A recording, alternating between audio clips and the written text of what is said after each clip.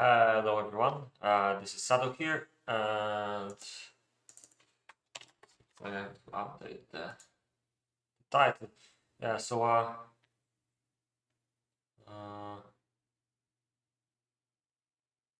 okay, hold on a second. I might need to turn the light on.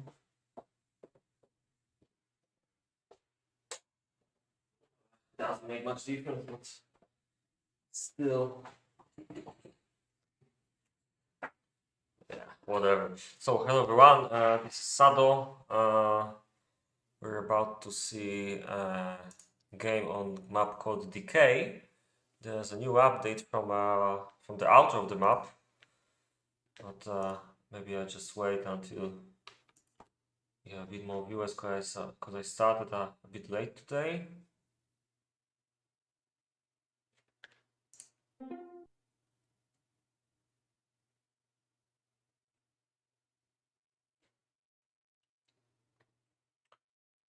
All right.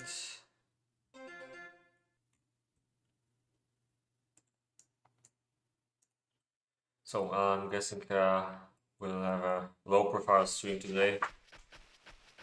Not so many people are playing these days, I believe, and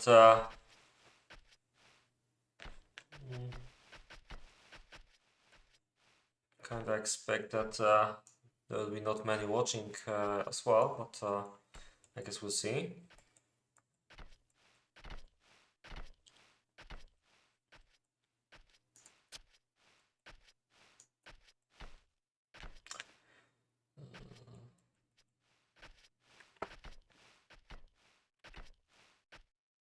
Ah, damn it.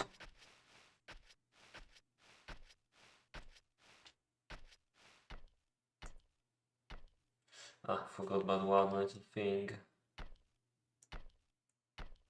Hold on for a second.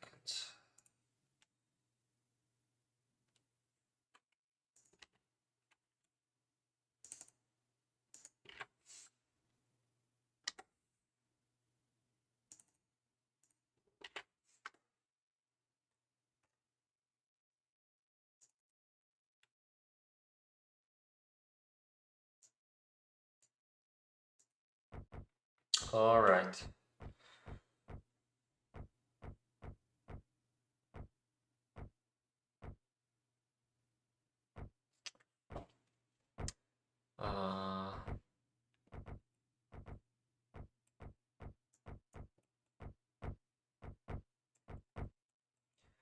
We've got a bit different lobby setup than usual on my streams, and I'm actually really happy to do this because there's a lot of Russian and well, actually I see 3 Russian players here, so maybe that's not a lot. There's definitely a lot of players we don't see on my streams normally. Doesn't mean that they're worse, quite the opposite. There's plenty of good spammers here. You could probably remember Vano Super from his performance at the tournament.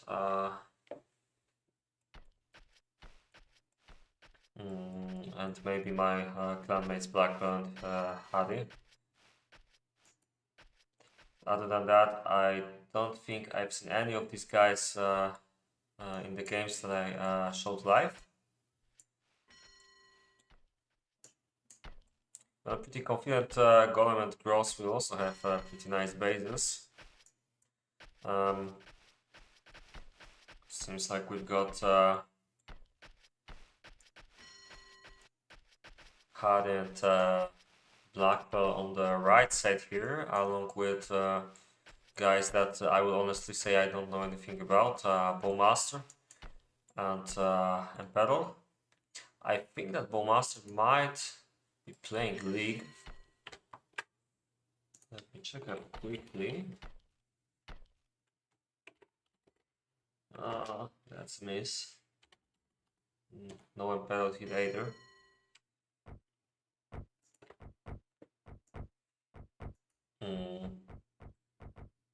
Anyway, we'll also be curious to see their performance, as like I said, I know completely nothing about them. And we've got the Russian slash Belarusian team here. I think Golem was from Belarus, if I remember correctly. Hello, hello. So it's natural they want to play together. I'm not sure if they use voice command or not, but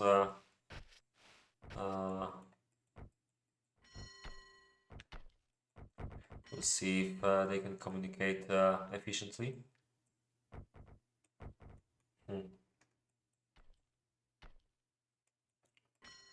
I don't remember which lock I played there last time. It was some location where I think the stone was on top, so it was probably not a lock on the bottom. Maybe this one looks kind of familiar, but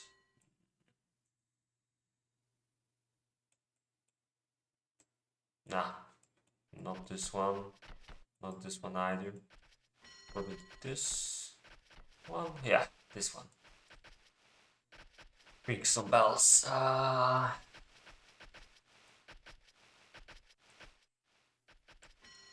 It's always a problem when you've got a mountain in the middle of your base. Yeah, nice to meet you. I guess there's a lot of guys who can say the same. This game is kind of my childhood, and I'm afraid it's even a bit more than that. I think I've been playing the remake since 2012, let's say. Like December 2011, actually. And I still don't know how to play. Well, we can at least take a look at some guys who can play this well.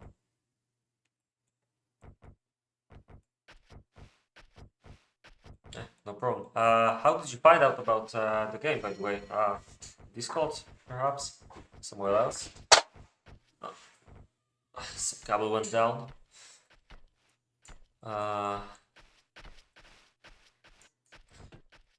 Anyway, what's so challenging about this map? I think most of these locations have pretty much ridiculous distances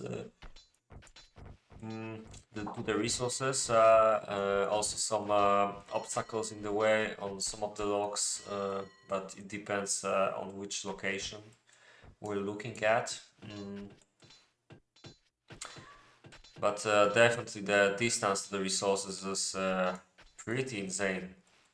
And I think there are also two power locations with a bit more serfs and builders on start, played by Grossmeister and Emperor.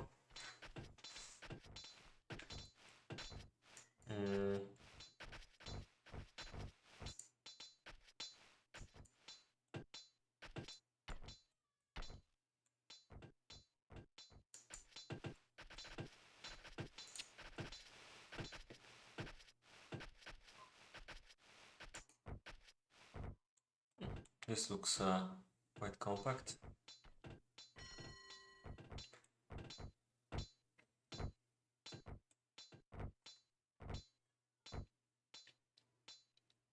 Interesting that I guess it was a bit of a mistake. Probably this building wasn't having all the resources that didn't have all the resources that it needs, and that's why it was being built for such a long time.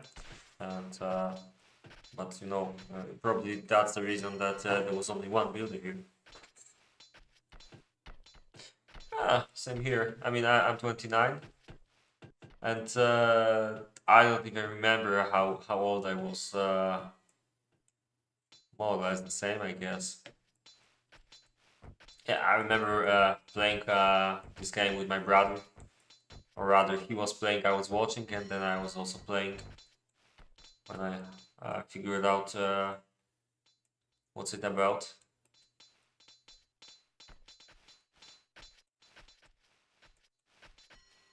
I never played multiplayer until the remake, of course. I think back in those times I didn't really have a proper internet connection, only a dial-up modem, and I was forbidden to use it for obvious reasons.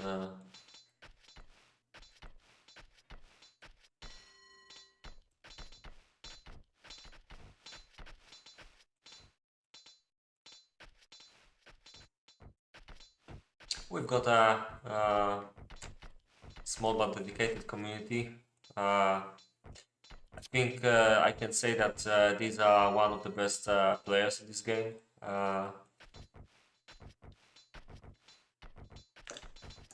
Can definitely say so about some of. Hold on a second.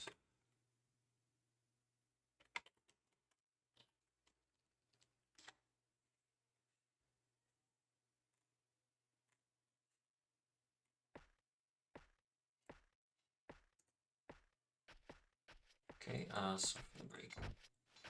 So yeah, definitely can say this about Vanosoup. So we remember he took the third place in the previous tournament along with Trash.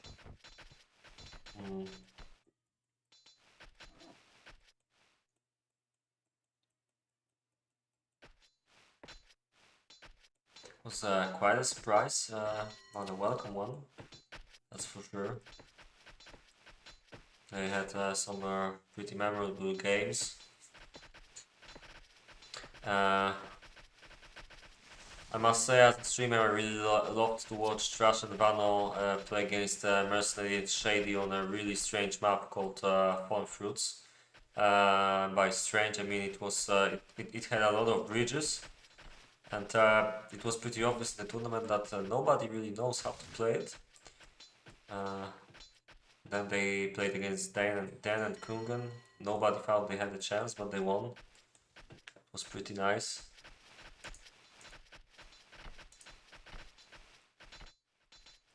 Can you explain why the Barbarian Warrior be banned? KaM Remake. It's not banned.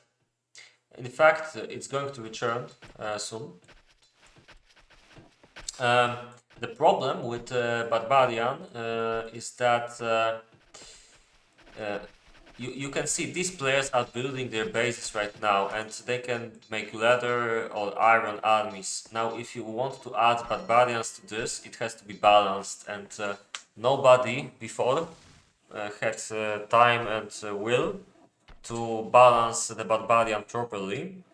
We are trying to do this right now. We have a beta version of Remake where the Barbarian is added in the Town Hall, where you can pay gold for the Barbarians and other Town Hall units, just like in TPR.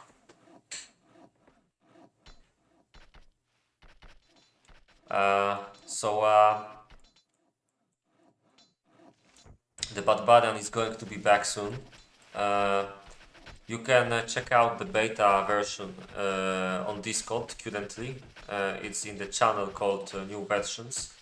I think in the next couple months we might have more public release, which will be announced on KaMRemake.com probably.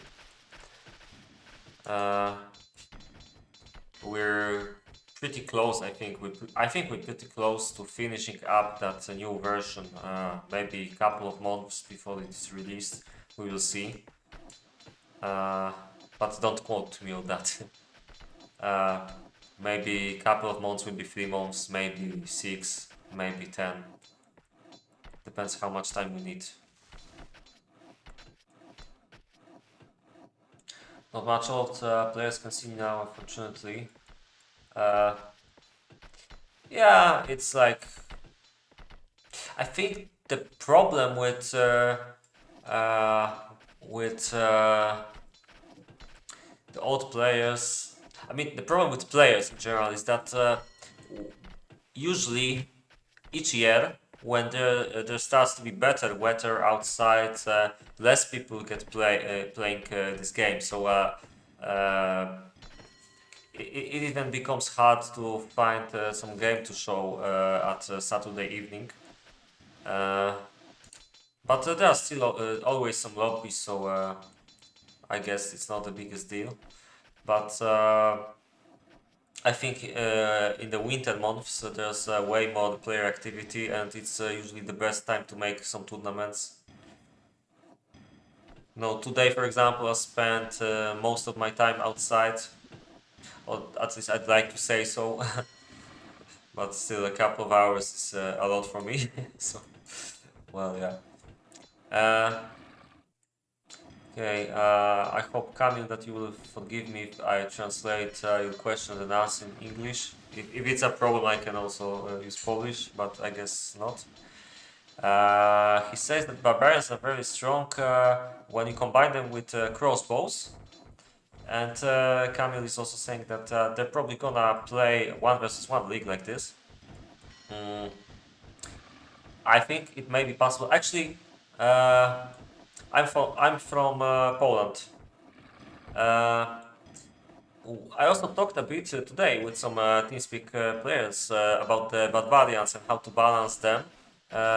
So far, I think it's pretty complicated because there's many things you can do. You can play league 1 versus 1 or 2 versus 2, for example, and you have to make sure that barbarians are not too overpowered. That, for example, then you have normal games where barbarians are pretty weak against bowmen, and you have to make sure they are not too weak.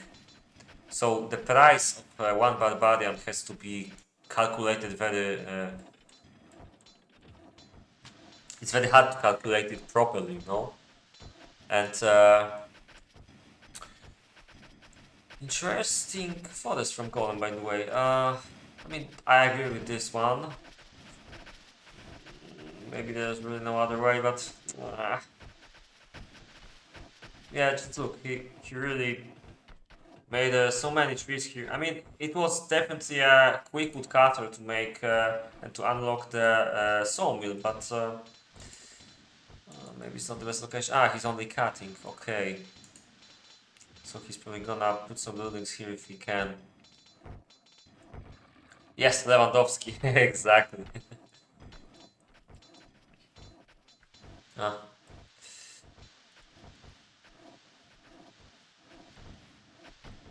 Last game against England, he couldn't play, unfortunately. And I think also in last Bayern game, it was versus Olympic. No, Paris Saint-Germain, sorry. I'm not much of a football fan, but I watch something from time to time. So I mean, if I surprised myself that I even knew this, but but I always try to see at least the Polish team, Polish national team.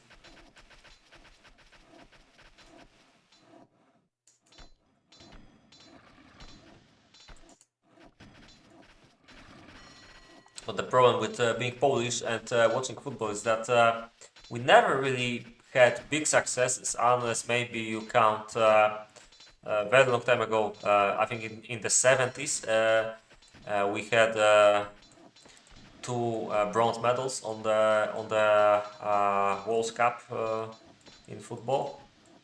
Other than that, we also had gold medal on Olympics, but that's it. That was very long time ago, and no, a bit more time, and all people that remember this and saw this live will be dead. So it's kind of high time for new successes for Polish football team, but you know, the life of a Polish football fan is really hard, I gotta say. But at least we have a national, we have international football star, Lewandowski. That's something really nice. Maybe one day our national team will catch up to him, which is what we all hope for, but maybe I'll try to focus a bit more on KaM, at least now. Looking at all these bases, I gotta say, not sure about this forest, as I said. I also don't really like the way it looks in balance of space, but he has no other choice. I think, yeah. I mean, he did probably the best thing you can do on this log. Definitely needs a shortcut here and there, but it's not the biggest problem yet. There's a bit of traffic jam, but it's okay, I think. It's still early. But you know, when you have resources all spread all around the location like this, you gotta go to the bottom.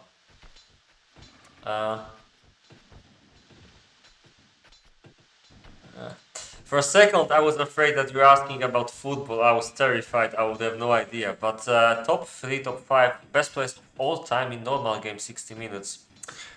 I think top 1. Damn it, I can't say top 1 because it's hard to compare. But top 3, my personal top 3 would probably be Raging Bullet, Mexican Tea, and Pizza is Good, in no particular order. Maybe Pizza is Good would be the best, but I'm not 100% sure. Then Maxi and then Bullet, yeah, something like this. But it depends what you mean. I think these guys were the best all around. I remember when Pizza is Good stopped playing this game. After a few years, he came back, played a couple games, completely smashed everyone, and just went on his own merry way.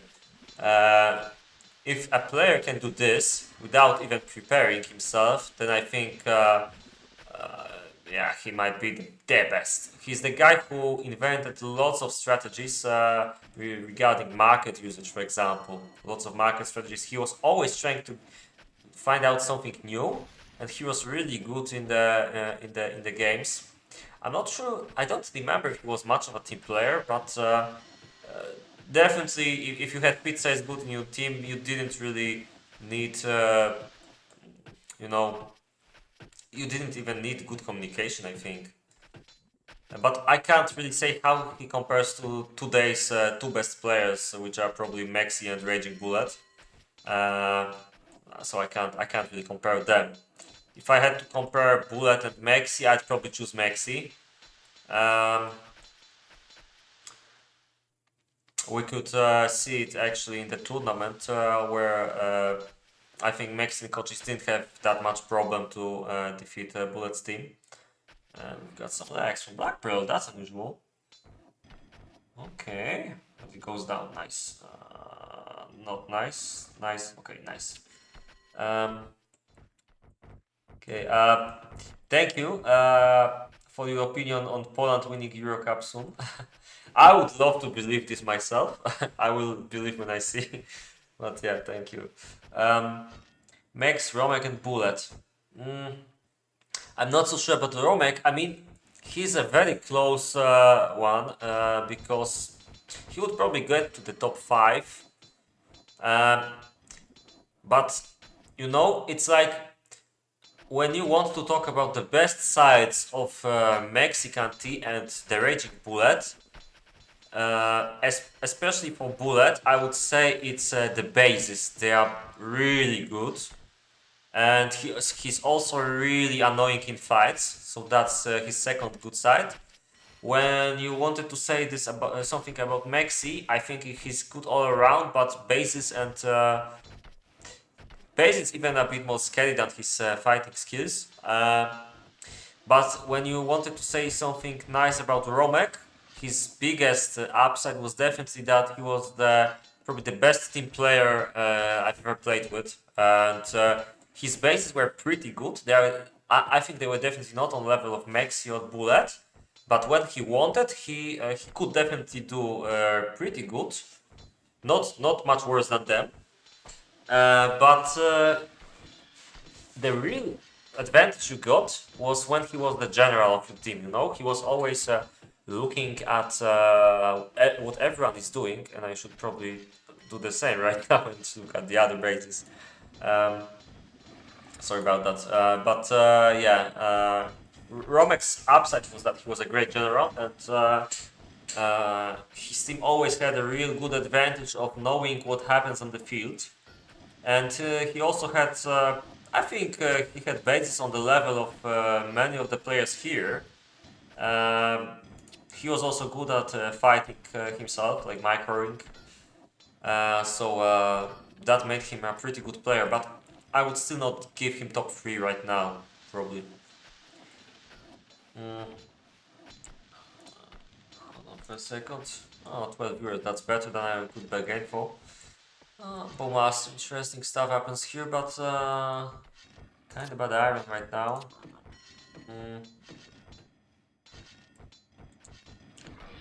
A bit slow here. Pretty small amount of farms, but no better than the others at this point.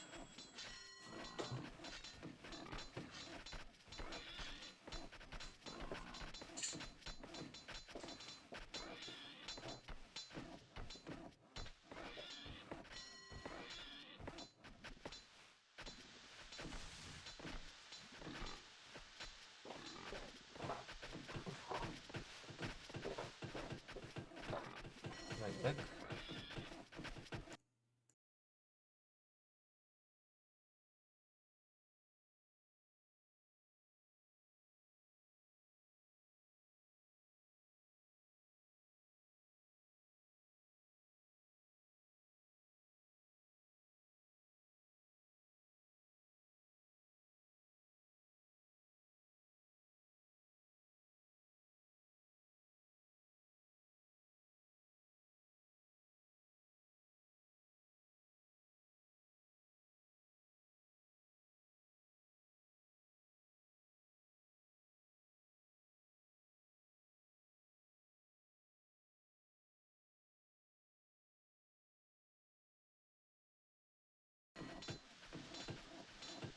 Okay, that was unusual. Anyway, uh,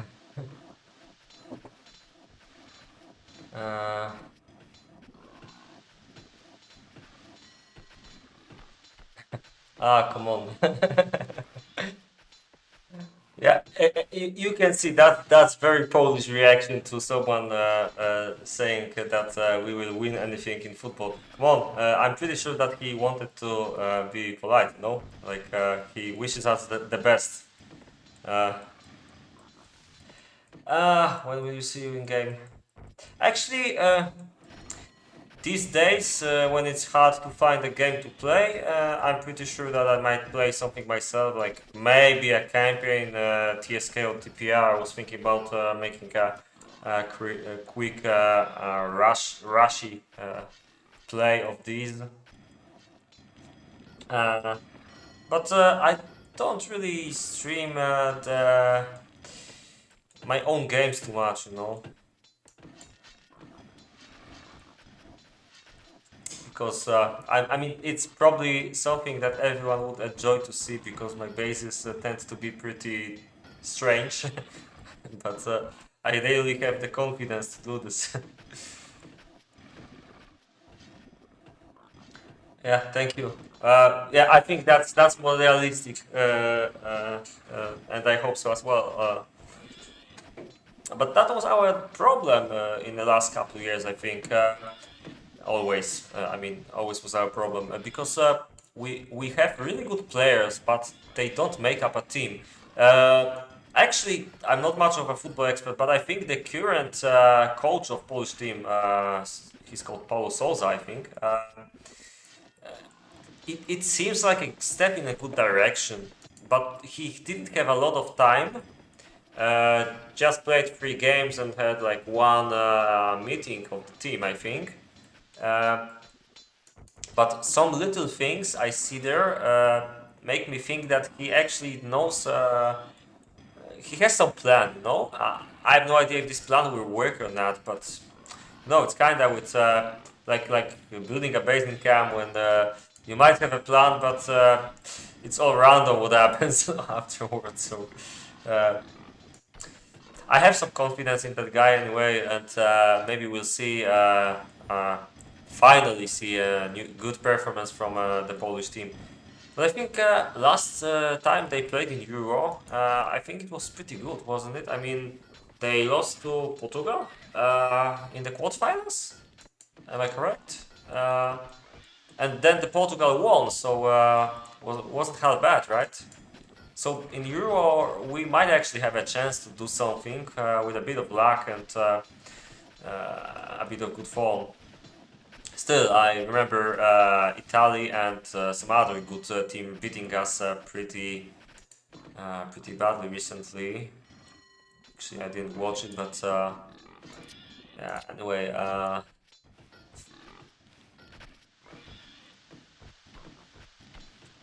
this is probably the time I should try to figure out if the teams here will have a lot of army or not. So let's take a look. First, doesn't have. Oh, it's still a bit early, so players are still building barracks. But let me see what happens here.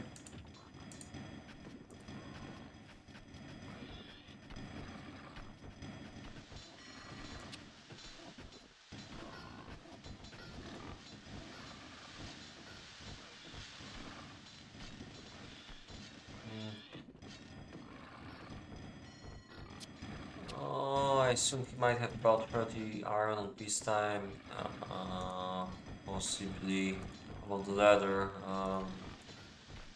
It's not that much here. Seems like the leather production might not be that good. Maybe 30 on peacetime. I can see stables. Looks like a 30-30 base to me, but we'll see. No stables bid is a bit bad, unless I'm a bit blind, but I'm not. Okay, seems like he focuses on leather production. Let's take a look. Actually, we'll take a look at the top team as well. Vano Super goes to no barracks as well. Where there are buildings here.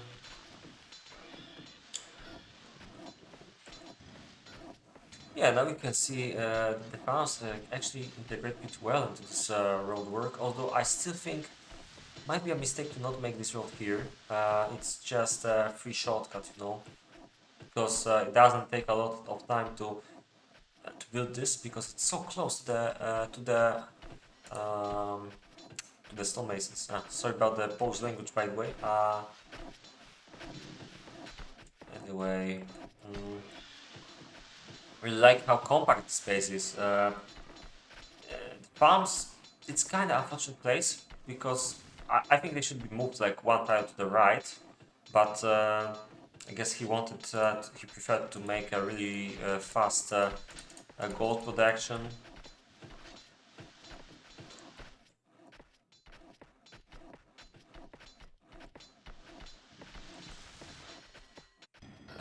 Okay, maybe let's take a look at the top. Oh, this is interesting.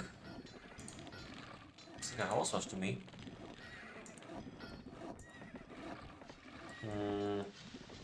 Yeah, but I mean, you can see that this is all over the place with the farms. A lot of space left here.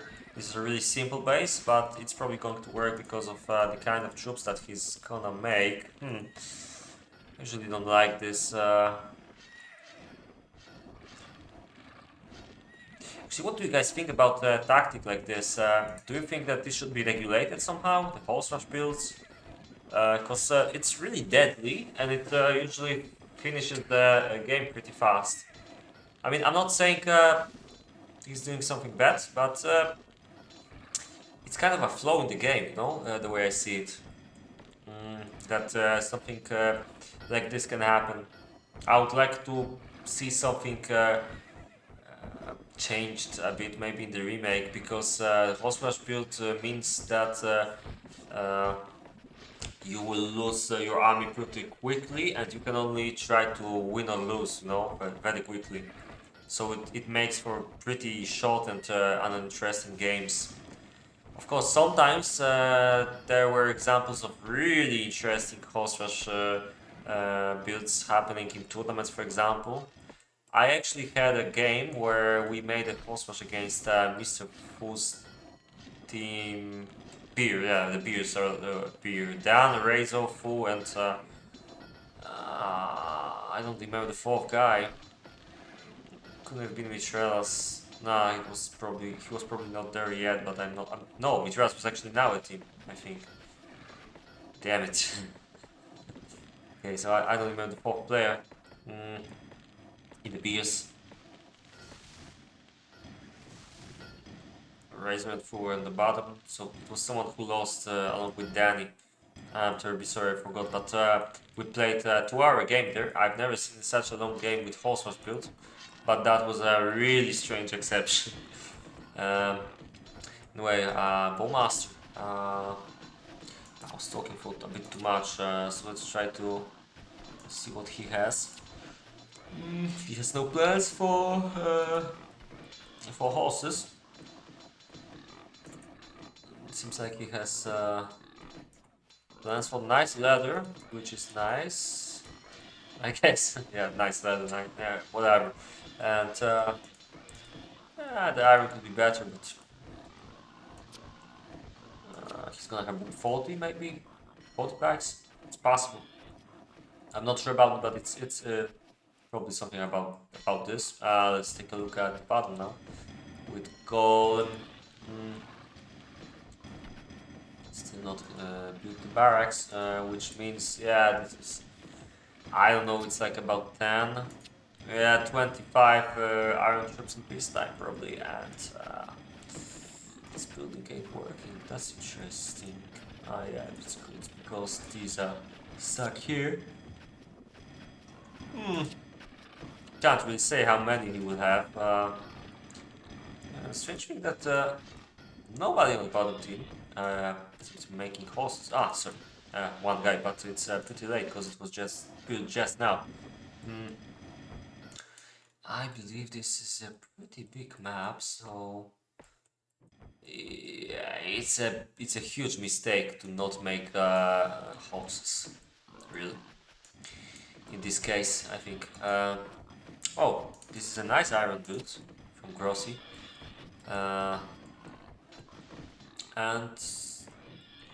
about the ladder, seems to be working pretty well. Nothing here, but okay, he just finishes up his buildings. He went through all the skins he had, it seems. So yeah, he's not bad. Like I said, the bottom team main weakness is that they practically have no horses. It's way too late to make them. And we've got Harry and Black Crystal. Let's take a look at them.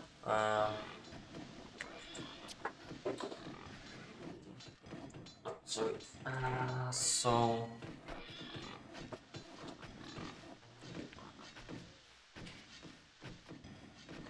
pretty compact base, although I can see some traffic jams here. Interesting. We should think about an alternate road to the to the metallurgists, to the goldsmiths, I mean. You can see he's got stables, but it's pretty. I think it was also built recently, so I don't think he's gonna have a lot of them, but it's probably not going to be much of a problem, given what teammates do, his teammates do. Apart from that, still going through this, still didn't make any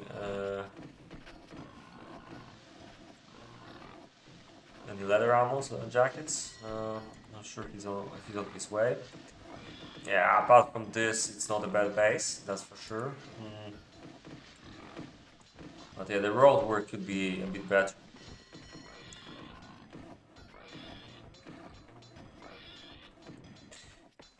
But apart from that, it's pretty compact, as much as it makes sense to do it.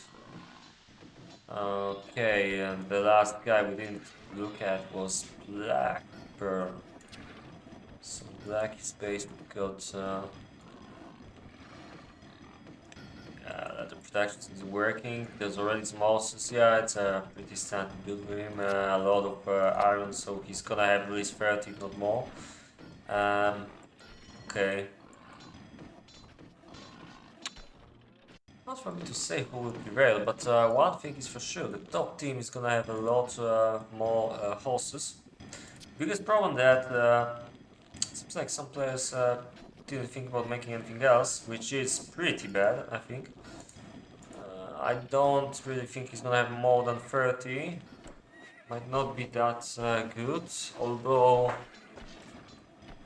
No, it's for a less talented player, it might be an easy way to have at least have a really good army that you can do something with on peacetime. So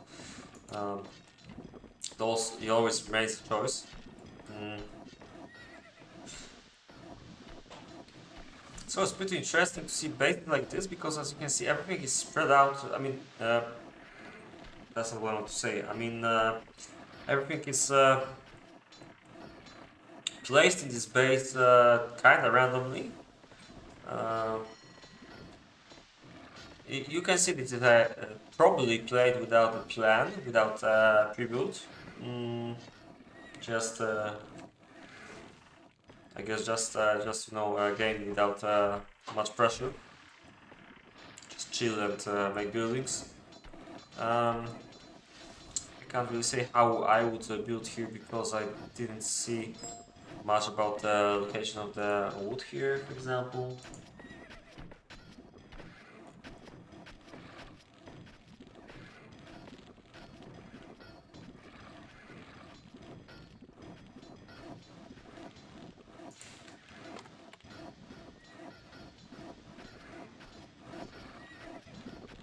Wait for a second.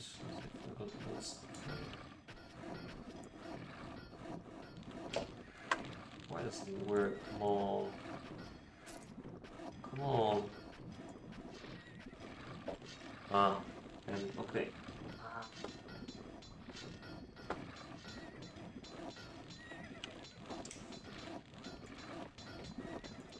Okay. So yeah, let's take a look. There's 9 minutes this time. Yeah, you can see that it's rainfall. More corn. Yeah, that makes sense. It's a pretty common trait to pay for the corn with stone because only 5 pieces of stone are needed, and the stone it's pretty usual to be able to make a marketplace somewhere in the vicinity of the stonemasons. So you can also see that he's got 6 of them, so it's gotta be pretty efficient way for having cheap corn right away. Basically, you need only 2 of the stonemasons to dig out the stone from the mountain, so you get 6 pieces of stone, and it's like 1 stone and 1 corn for this.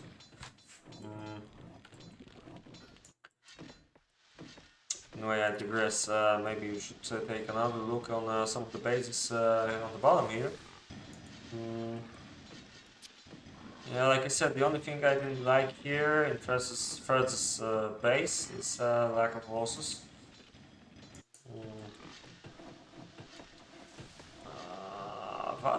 I thought his base is going to be a bit better, to be honest, but it seems like he doesn't have a lot of iron troops. He's aiming for like 25, I think. That's a bummer. Be better here. Maybe he could pull off 30, but more like 28 maybe. I don't even think... Yeah, I probably should have said 20 about Vano. It looks a bit worse than I expected. I don't know why. There's a coal shortage for some reason. Interesting. Yeah, you can also see...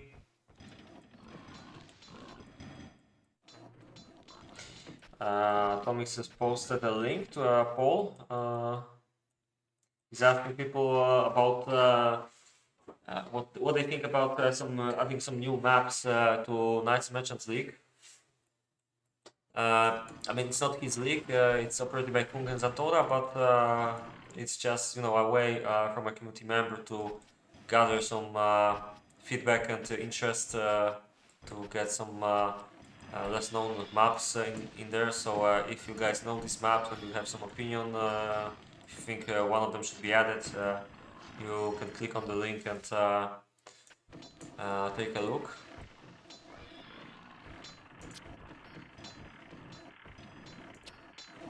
Yeah, Harry's army seems pretty nice at this point. Yeah, same here with Black Pearl.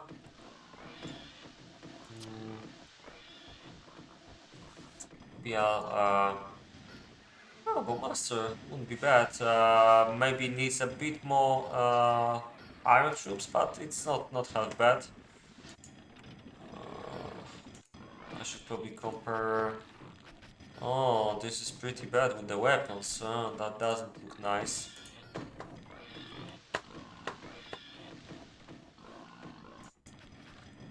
Try and help the barracks.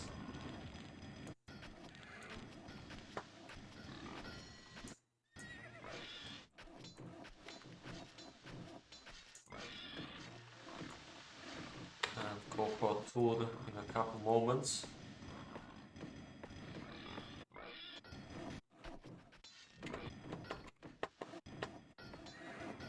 So maybe let's start slowly with Emperor.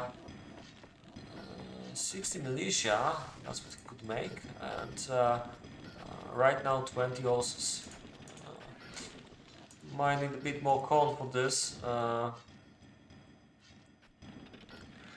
All in all, I thought it's gonna be a bit better rush build. He's probably gonna have about 22, maybe 25. 22 is what we will have right now. And his counterpart, well, he's not doing too great. I mean, he's lacking a lot of swords. He could make 40 more troops if he had all of them.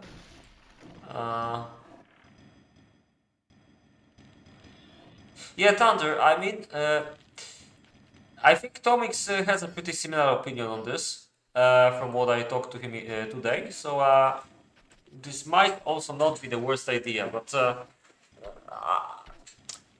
I can say a bit more about this in the peacetime break. But right now let's take a look again. But yeah, the Gross has a really big problem with the weapons, especially the wooden ones. He has a lot of jackets, but nothing to come up with when it comes to the weapons. I think that yeah, the woodcutters are pretty bad. Looking at this very in a very fast way. Anyway, let's take a look at other bases. Bowmaster, not that bad. I imagined he may have a bit worse. Still lacking a lot of weapons here. The iron could be a bit better, but it seems like Golem is not much better. Just by the kind of troops he's using, he's better, but that's about it. One horse only, two actually, not a lot of leather. Yeah, it's all not maybe not the same, but you know, Black Pearl, some horses, some leather, some militia, and pretty nice iron. Compared to Vano Soup, yeah, this is yeah, the leather is pretty nice from Vano. Not many horses though, and definitely not as much iron. And last but not least, Harry and First. Harry with 6 horses, about 20 something, let's say 30 iron and 36 jackets versus First without horses, but with pretty much the same, maybe slightly better leather. Yeah, I would say Harry and First are pretty similar, but Harry has a bit more horses. I mean, First has 0, so well, that's still a bit more, right? And Black Pearl had way more than Vano. Emperor had, at least for acting right now, had way better army than Gross. Bowmaster, I compared him with Golem, maybe? I don't remember really. Yeah, I forgot a bit what happened in the first base we reviewed, but my feeling was that the bottom doesn't really have the teeth to win this. I hope the time will prove me wrong, but I can't really say I have much faith in them.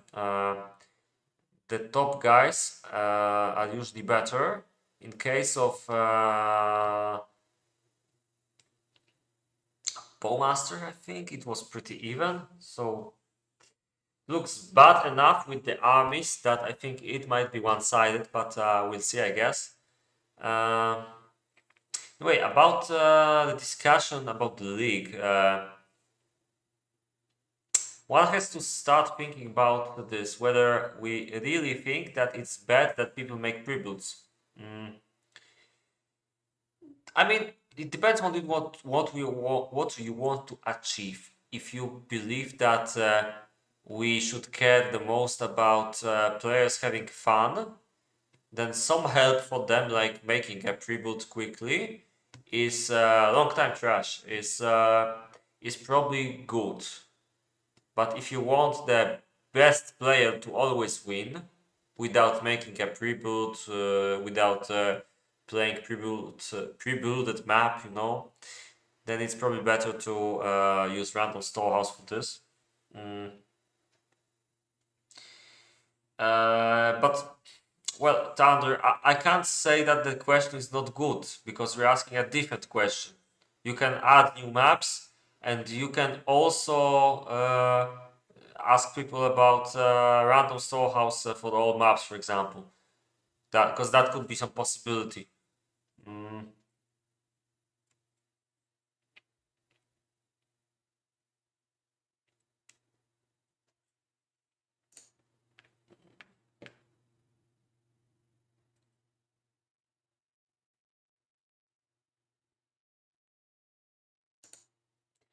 Anyway, using this break,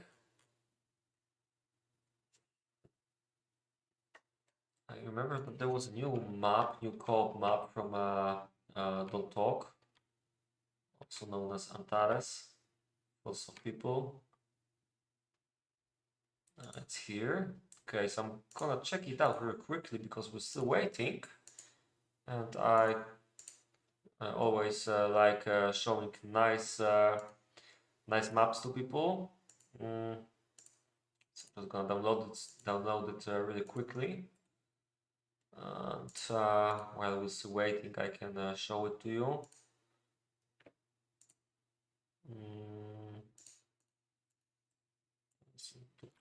Wait. Crap, don't do this. Okay, like this? Yeah, there we go.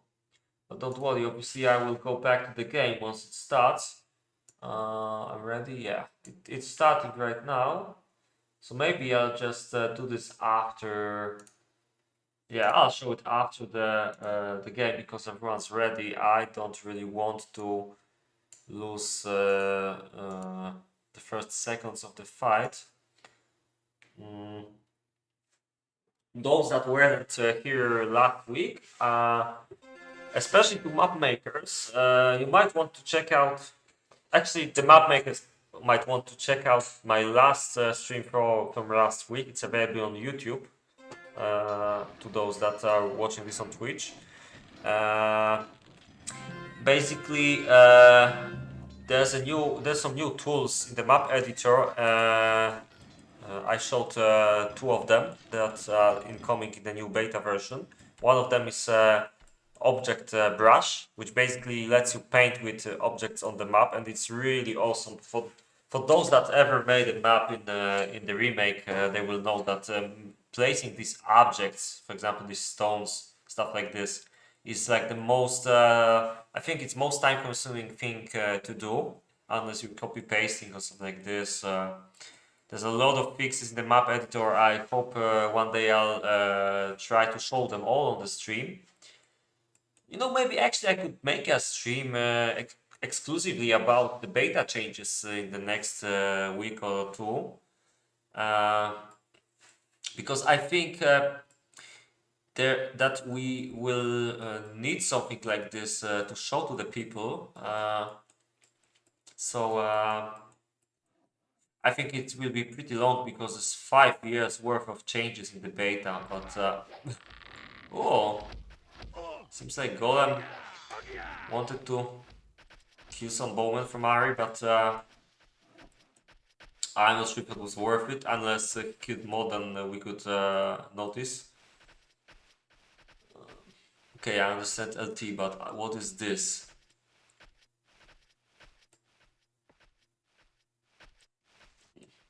Can't really figure this out. But anyway, seems like Harry tried to repay the favor to Golem. Now Golem tried to do something about these houses here. I'm not sure if it was the best idea, because if the LT guys had their infantry close, they could try to make a quick catch here and try to do something with these swords, basically to try to kill them easily. Random storehouse not working on all maps. There are well measured locations also, and with balanced maps also. I mean,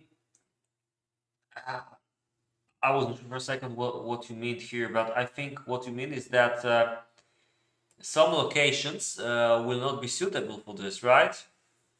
I mean, in some occasions, on some of the locations, if you move the storehouse around, then it can be very imbalanced because you don't have a lot of space there, right?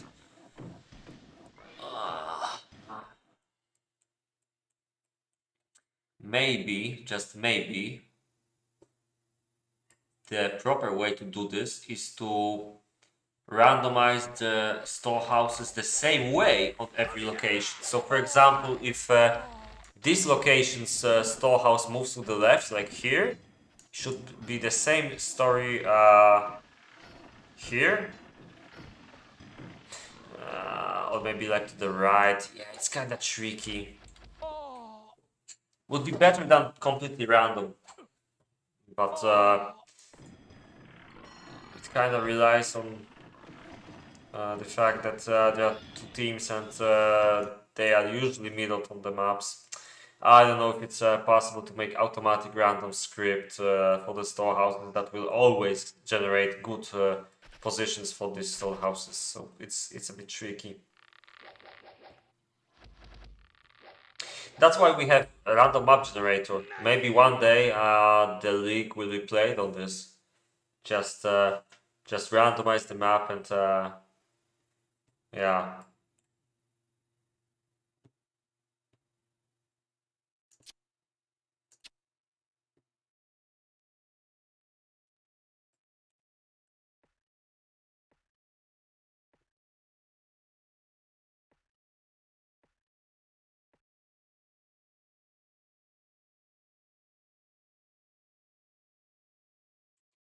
No, yeah, as I said before, to the fans of single player and cooperation maps, after this game I will show you a brand new map from Don't Talk.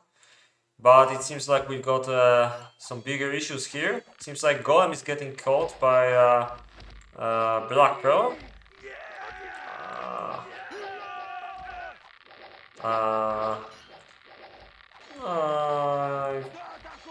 Yeah, that's not the worst. I mean, it looks pretty bad for Golem, I think. And it might be pretty good for Grossmeister, actually. Although, look at this bowman, what is this? Whoa, that was really bad. I mean, Grossmeister had a really nice catch, I thought. But then, okay, there's a lot of stuff going on here. But then he kind of lost his own purpose, I mean, on his own accord. because he wasn't even shooting, and this can be a big issue. So yeah, now Harry will obliterate him just like Golem will be crushed by Black Pearl. And to make it even worse, on top of all of that, first and advanced now have to face a Horse Rush build. I mean, there's not that many Oh wait, these are also his, never mind then. There's quite some horses then. And the normal build from Bowmaster, which looks actually pretty nice. No horses here, but frankly, he doesn't really need them. And now look at what happens here. It all depends on what happens there. Vano is trying to help on the right side, so this will be tricky to defend. But it's not the worst catch from Furs. It could work if the towers help a bit. The problem is that Vano has to defend without completely any infantry here. And this is going to be a pretty bad thing, I guess. I don't understand why Emperor didn't try to rush with the militias at some point, but it seems to be working pretty well, so I can't really judge him too bad. First, he's still trying to hold up, but Vanosup's troops are all dead here and on this front as well. So it seems like it was impossible to defend here. Grossmeister is still trying to defend, but it's a done deal. This game is GG. Wondering if there's gonna be a autosave try, so round 2 of sorts.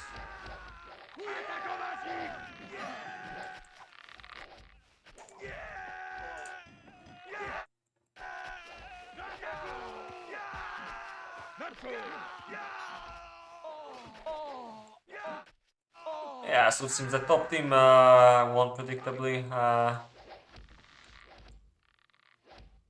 Although I would be curious to see if it also happened if the game was way longer. But it seems like Black Pearl actually didn't win this front. And Harry still struggles to attack Grossmeister. It's not as easy as I thought it's gonna be. There's still quite some distance. And now it seems they defended well. The problem is that there's no way in hell they're gonna defend first base as well. Still a lot of horses left alive. No chance to kill them. If these horses were from Vano and not from Emperor, they might have had a chance, but as you can see, the army of the bottom team on the left side is obliterated. Even if Golem and Grossmeister still can do something, Gross is cut off from the rest of his team because he's playing on a power lock. So he'd have to attack Harry first, and then he can try to help on the left side. And speaking about the left side, another player is gonna bite the dust in the bottom team, and that is Golem. And this is GG. Might try from safe.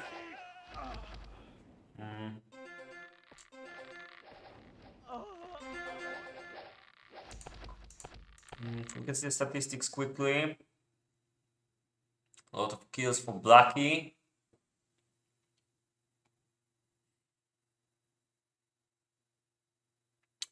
Well,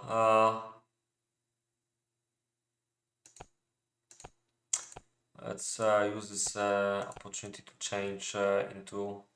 Oh, there's another lobby here. What do you guys think about showing another game? Oh, still early. Why not? I think I'd rather go there than show a save.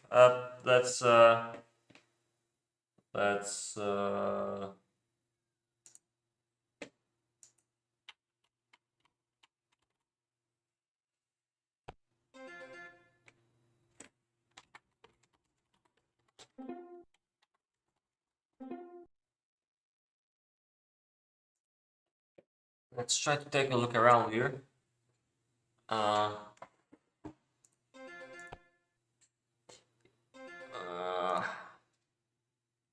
I hope they don't kick me out.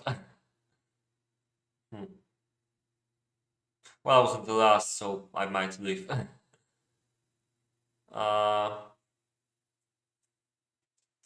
So I was supposed to show a map. I think that's a good moment for this.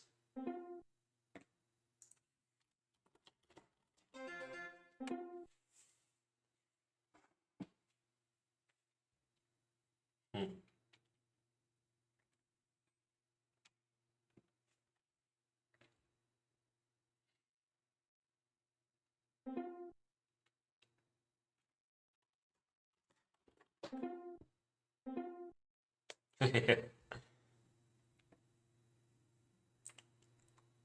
Yeah, I guess I can pass the kind words to my clanmates in that case, and we're gonna have another game there with the usual suspects from Beer Clan, some Easters, and Stalin from TG, and one more guy who is probably going to be either one of those spectators or someone else.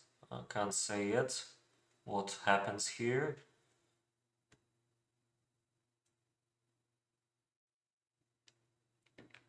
Anyway, uh, waiting for the next game to happen. I'm gonna show the map, but I need to start this first and then copy the map maybe.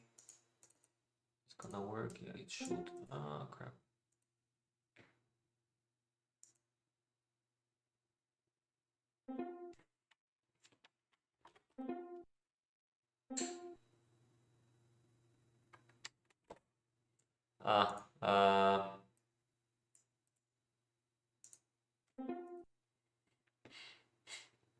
Ah, come on, Black didn't kill two players. But at least that's what I thought did not happen. But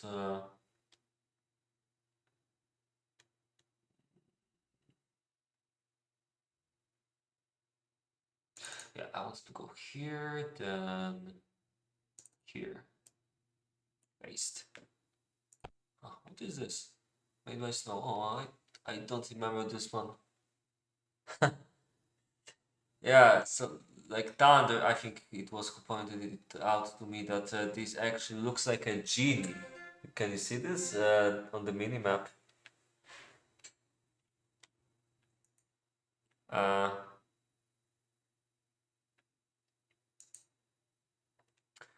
yeah.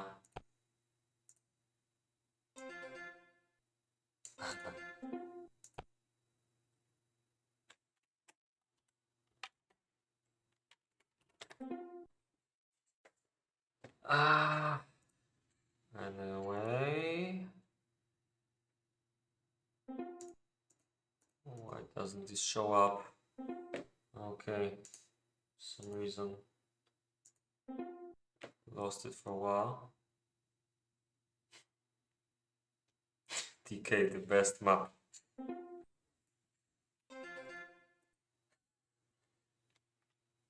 Yeah, that's some Packer style advertisement level, I'd say. Anyway, Border of Life, this is the name of the map. With use of Strange Ops. There's a typo here. Come on, man. This is too bad. I should fix it. But anyway, it's a map made by Don't Talk, also known as Antares. There's some long story which nobody's gonna read. There's 18 AIs here. I mean 18 players. So I think it's co-op for free. But we'll check on that in a while. And let's take a little look at how the map looks like. I expect great visual quality from this guy because, yeah, just look at this. There's a lot of objects, I gotta say, but I think it's still made tastefully. I don't have any complaints. Sorry about this for a second. I had the worst building experience in years on that map. I like it. But anyway, Actually, Body of Life is made by the same guy who made the Decay, the map we just saw on the other in the first game.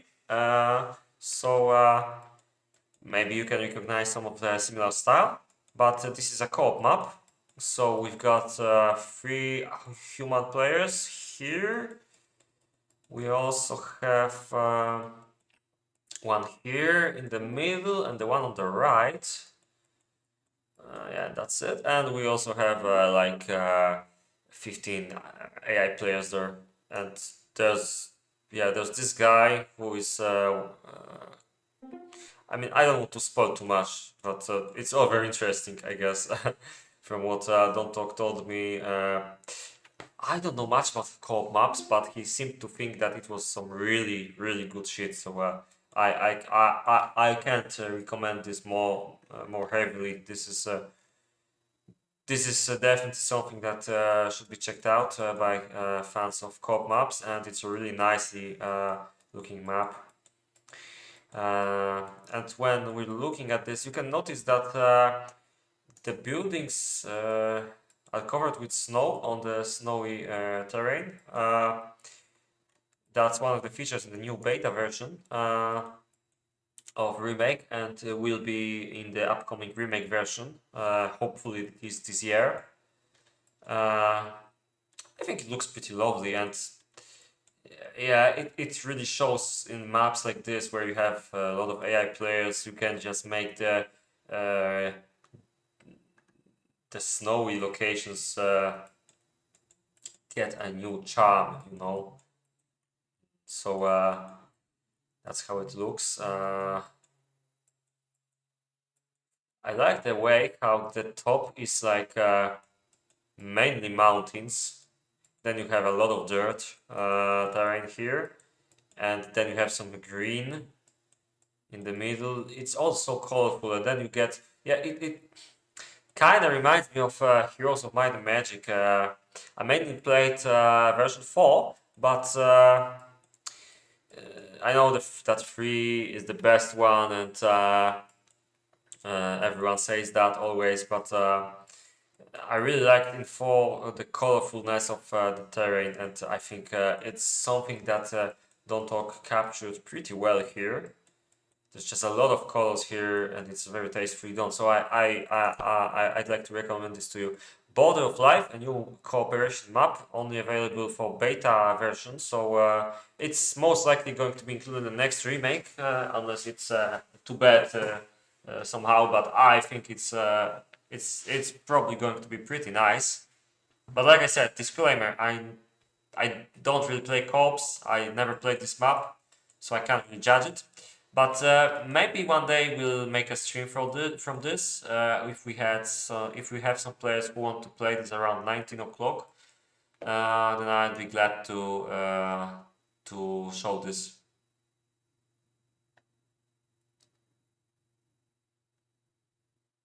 And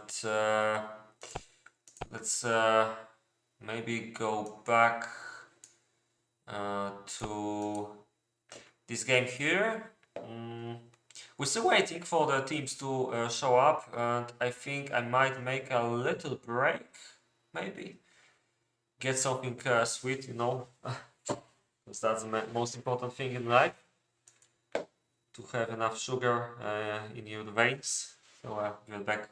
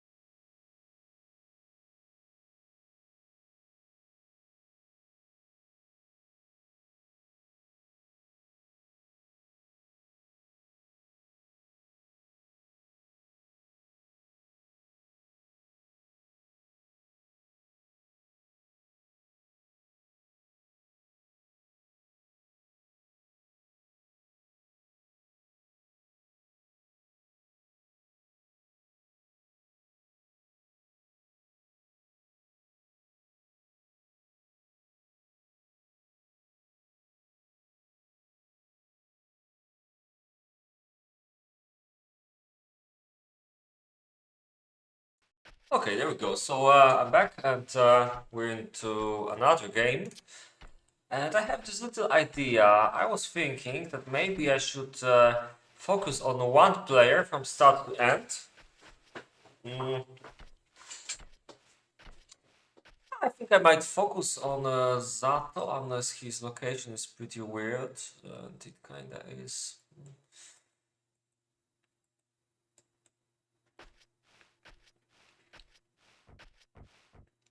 I'll try to explain a bit how mind of a good player works.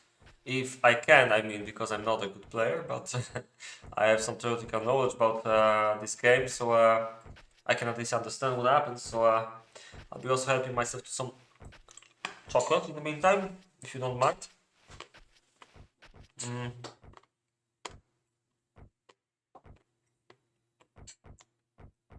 You can consider this kind of a tutorial how to play KaM.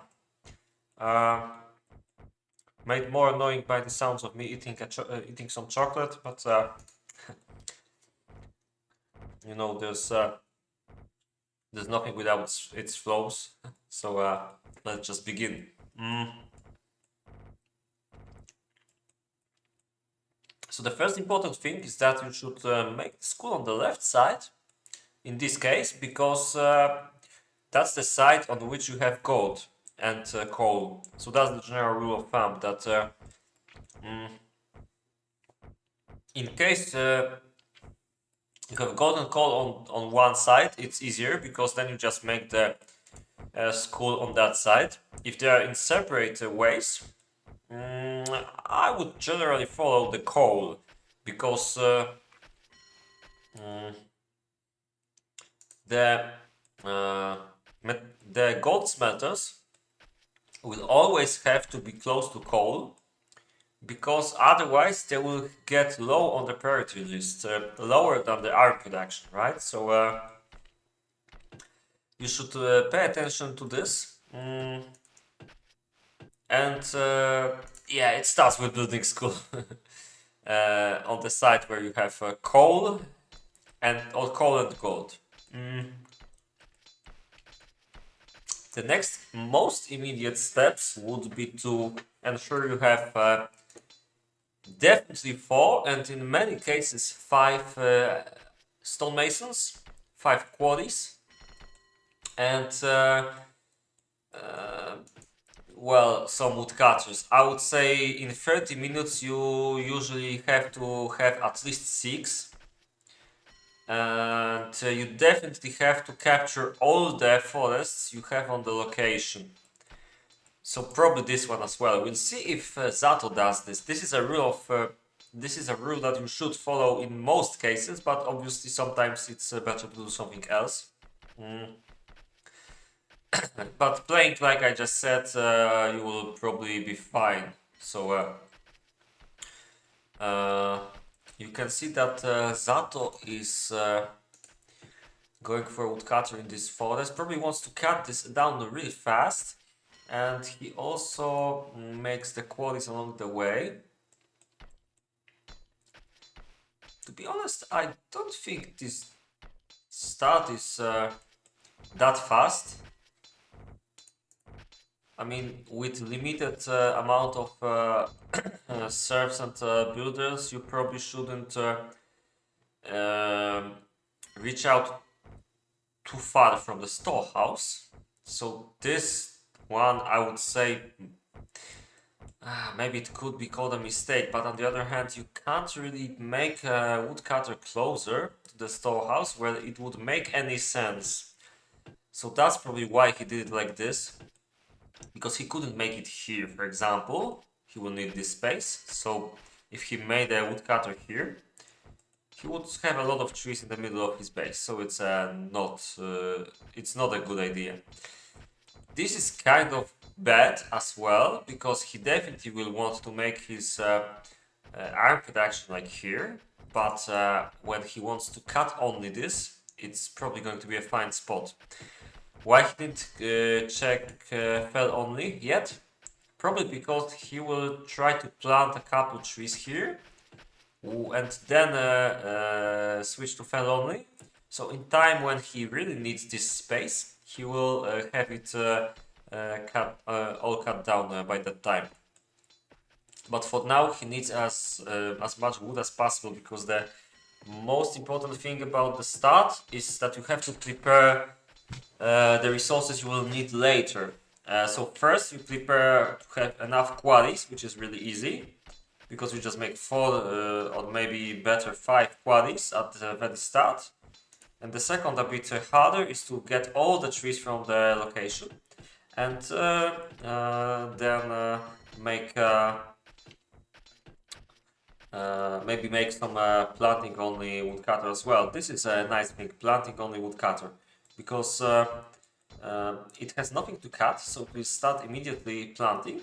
So these trees will be ready much earlier than the trees that are planted here. More, I mean, that's a rule of thumb. That's like in general, because this guy also has to cut some trees. So first he cuts some, then he plants some, then he cuts some, and that's how it goes. So this guy will start immediately on planting because he has nothing to cut, right? So later on he can make a second one, for example, and just start working on all these trees there, something like this. So yeah, after this, the next steps are making a sawmill and making gold. Of course, in the meantime, you are usually supposed to make a road to gold, and I should probably take a look at other players. Okay, this is a bad example. Bad example. All bad examples here. Ah, you can see a better example here, because Mr. Fu is slightly slow with his two sawmills so early. Whoa, this is interesting. But there's a lot of trees here. But anyway, you can see he's still building a sawmill, and he's already making a road to the gold. This is a nice thing to do, because you always have some time in the meantime that you can send builders to make this road. And right now you should already be here. So just like, well, for Zato it was a bit easier, as you can see, because he was building in a way which made him be here instantly after doing the sawmill, which was pretty nice. But it's mainly because of the location. You can see that it was not a problem for him to do this. But I cannot deny, I have to say that his planning so far is pretty interesting and makes the base really compact on the start. I think it's the most important thing about the start, that you have to gather all the resources you need as fast as possible. In this case, wood, stone, and the next thing will be gold. Well, some farm, but that's another story. And you have to do it in a way which makes you have enough space to make buildings later, and very small base at the start, and enough shortcuts. Because you can see this kind of setup without these shortcuts would prove to be very problematic in a couple minutes. I still think this is a mistake to make these buildings like that. I would move all of them to the right one tile, if it was possible, because I'm not sure if it was possible, but most likely it was. Unless they cut down some stone here, and I didn't notice. But you can see that he's gonna have 2 roads here, and he's definitely gonna have a lot of buildings on the bottom here. So it's really begging to make a shortcut on the left side. And I think, yeah, that might be a mistake actually. But like I said, I'm not sure about this. Like, if it was possible to move everything to the left, to the right by one time. I would have to check, I guess. And seems like Cross needs some timeout, so I'm gonna get some chocolate.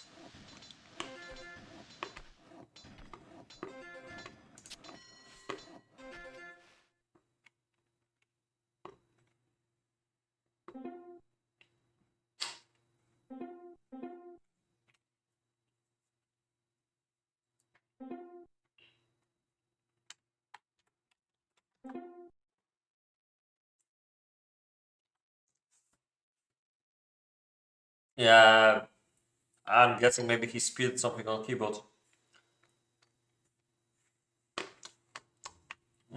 Unfortunately, I had this happen to me a couple of weeks ago. So, cheers. Keyboard lagging. Interesting.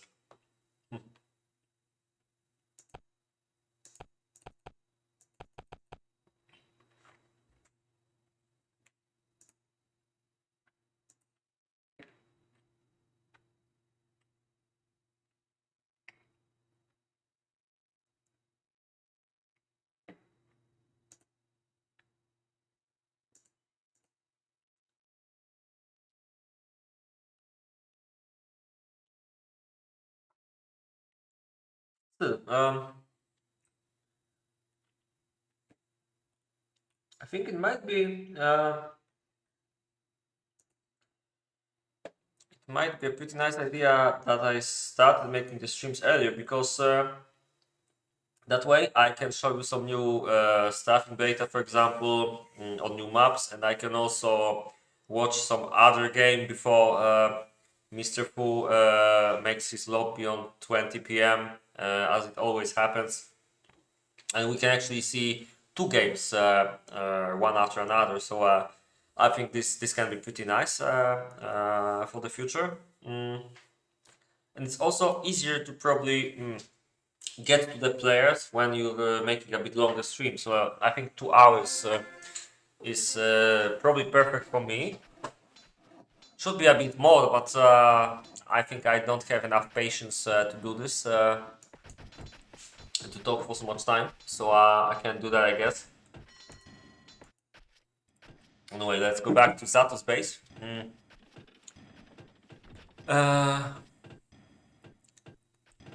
But one thing about what we have to do, I mean, there's a couple of things you have to have in mind. First, like I said, the resources. It's really important because, well, it's pretty obvious. If you don't have enough wood and stone, you're not gonna make a nice base, because you're not going to have enough stuff to build it from. So, like I said, you need to take all the forests, and you definitely have to make at least 6 woodcutters by 30 minutes into the game. 30, not 13, 30, 3 and 0. So you can see, I think most players nowadays will make 5 quarries, although you can see Stalin still has 4. It's also a nice tactic to make 4 and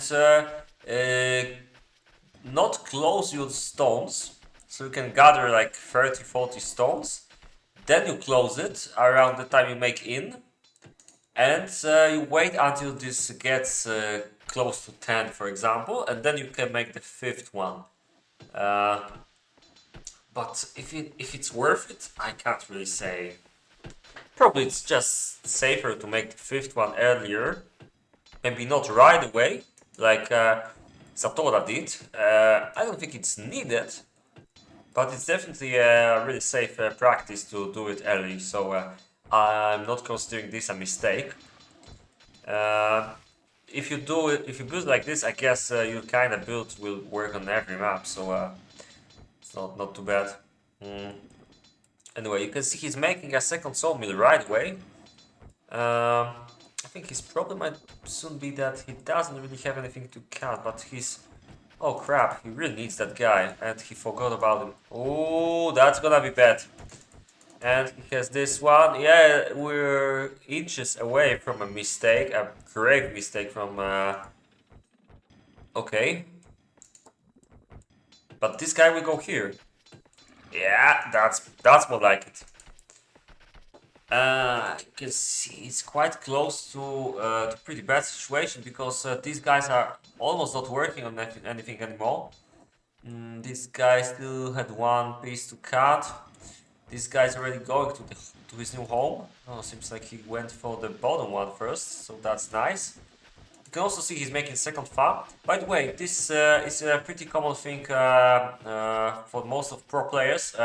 You can see that he made one farm here, but he made a plan for the second one, and he made fields for 2 farms. One farm will work with 15 fields, so this is like that. and the extra second one, this extra second part for the second building is actually for the second building. But the deal is that the farmer can work on 15 fields when he has them like normally. After he plants all of this, then he will start cutting. I mean, sorry, when I'm explaining this in the wrong way. When there's nothing to cut, then he can plant 30 fields before he starts cutting. When he's cutting, he can plant 15 and cut 15, like in turns. So right now, he can plant 30, so he can plant for 2 buildings. Then Zato makes the second building, and then these both guys work on 15 fields each. But the difference is that the second guy already has stuff planted, so he will already be able to cut immediately after this building is built. So to cut it short, hi Golem, you are supposed to make 1 farm, but you are supposed to make twice as many farm fields as you would need for 1 building. So you make 30 farm fields per 1 farm, and then you make the second building later. And there's a lot of tricks like this that make your bases way better, but I'm going to try and mention most important of them. So one of them was also planting woodcutters, so making woodcutters in an empty area. Another thing that he's going to do, okay, seems like it's gonna be a traffic jam here, but it's caused by the inn being built right now, I believe. So yeah, you can see kind of lax road on the right side here. It was very cheap to do this because it's in the quarries, so yeah, exactly. I hope he's not taking any advices from me. I'm not sure if this could be considered cheating. Probably kind of could, but I don't think it's a big deal. What would be more embarrassing is Zatora taking advices from me, because I think he's a way better player than me. He's basically one of the best builders, that's for sure. So that's partially the reason why I wanted to look at his base. Actually, there would probably be no difference no matter who I looked at, because these guys are really pretty great, everyone here. But for example, if I showed you Dimas or Mr. Fu's base, I think that's something I can do the next time, because Zato will make a normal kind of base. Dima will lean a bit more towards having a really huge base that on some maps he may have a problem to have as many troops as others, but he will make more in like 5 minutes, so it's always worth it. But for example, in tournaments, if you play against Dima, I think it pays off to rush him. Like horse rushing Dima could be really interesting option. For example, maybe some kind of iron rush, because he will usually, and let's take a look to make sure, he will usually make really huge bases, which takes a bit more time. I mean, we had a player a long time ago called Geronimo, and he was the only guy who was playing ridiculous shit like 15 farms, building after peacetime. It was a nice idea, but I think he didn't execute this properly. He never really had a good army on peacetime, and it was, everyone knew that if his teammates will defend him for like 15 minutes or like 20, then it's pretty sure that his team is gonna win the game, because he will make a difference in a while. But you know, it was not perfect, the idea of this tactic, and I think Dima is an example of how to do it right, because he will always have a pretty nice army on peacetime, unless the map is really hard, and it can sometimes be worse army. But it might be like 5% worse than the other best players, but he will spam really well afterwards, so it's totally worth it. And his playstyle is pretty interesting as well. I could also show you Mr. Fu. Where the heck is Mr. Fu?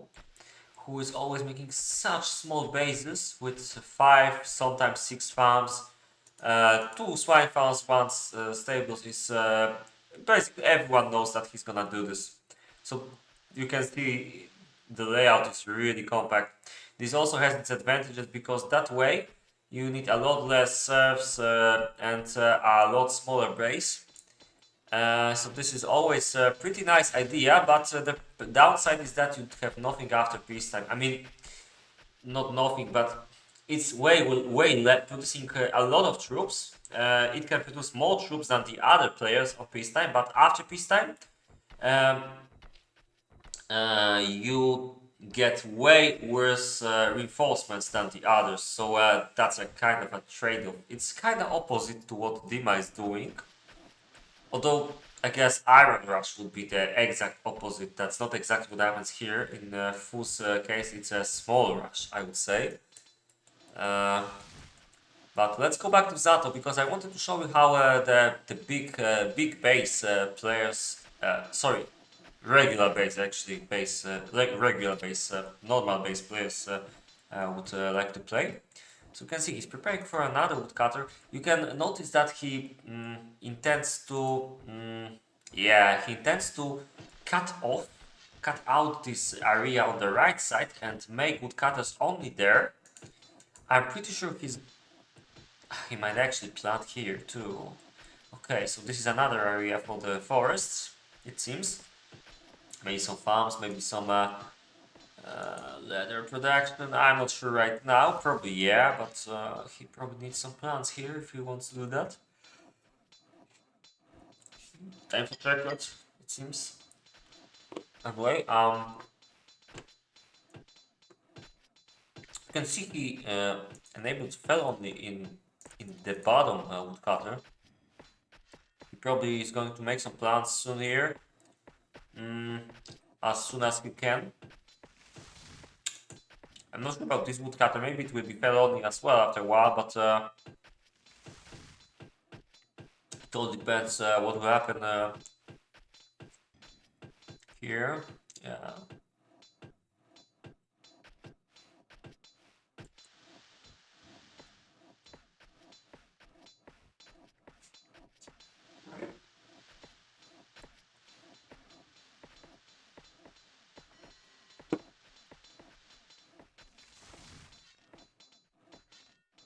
You can also see that he's trying to micro speed this. Let's see what happens here. Pick. And there are roads here. You can see he pays attention to what his builders are doing right now. And this enables him to have some builders on the bottom doing their tasks and keeping it separate from these guys.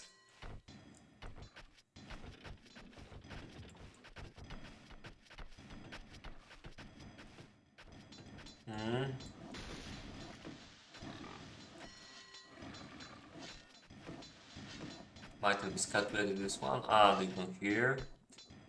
Not sure that was intended.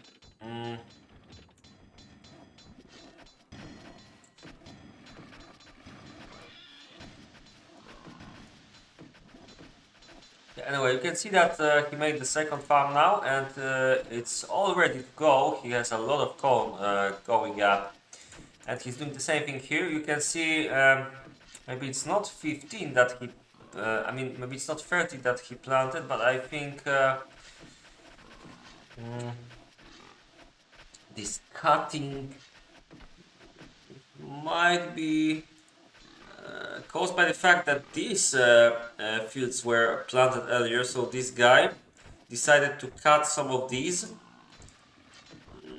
Maybe it's not ideal still, maybe it should be somehow separated, like for example, I don't know, put some swine farms in the middle and then continue with farms, something like this. So this guy doesn't go upwards, and maybe this would work more efficiently, but I never tried something like I'm talking about right now. I only do what he did here, which is just making the farms in a row and making them in pairs, like I explained earlier. So anyway, let's take a look at the entire base right now. You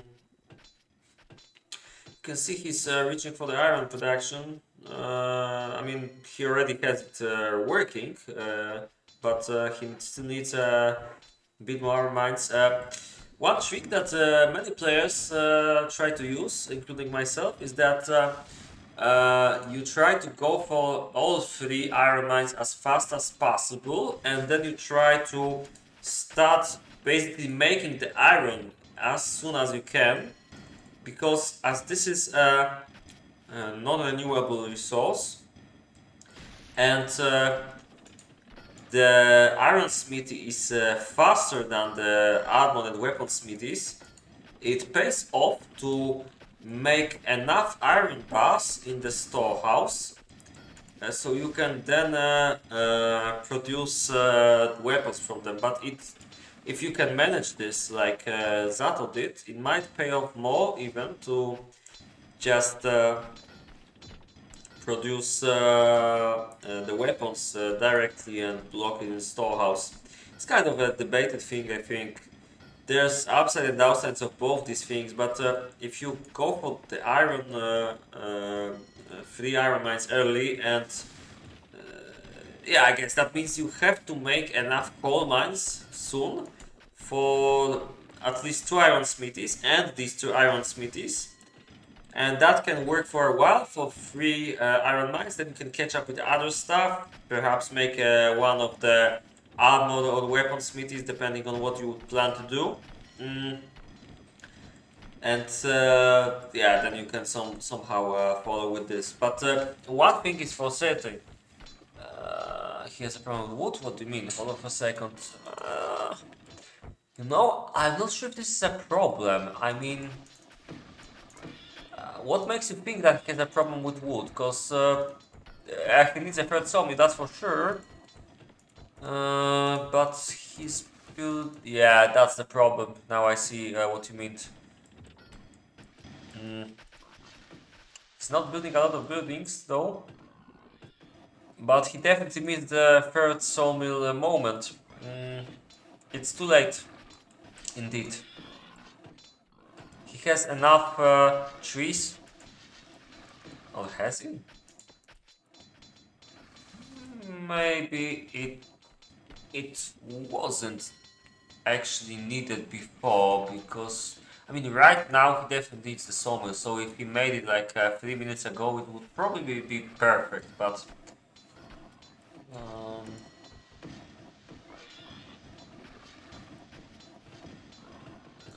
yeah, there might be some mistake here. No, but these buildings also didn't have the wood, so maybe I didn't look here and they were just built. Or maybe he lacked that wood actually. But with 2 sawmills, you saw that you could see that they were a bit empty for a moment. Not really, but what I'm talking about right now is supposed to kind of help you, like give you some advices. You can take a look at the streams, or you can just download the replays from players.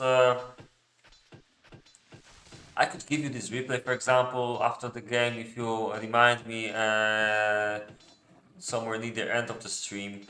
And you can then take a look at that replay and see what people are doing. But in general, five. I mean, it's about peacetime 60, because that's what's being played here. Like I said before, you will need most cases 5 stonemasons and at least 6 woodcutters. The stonemasons you usually make right away, all of them. Maybe 4, then the 5th one a bit later, but 5 at once is also a good option, unless you are really limited with wood, but in most cases it will be fine. As for the woodcutters, you just you just have to catch all the wood on the location.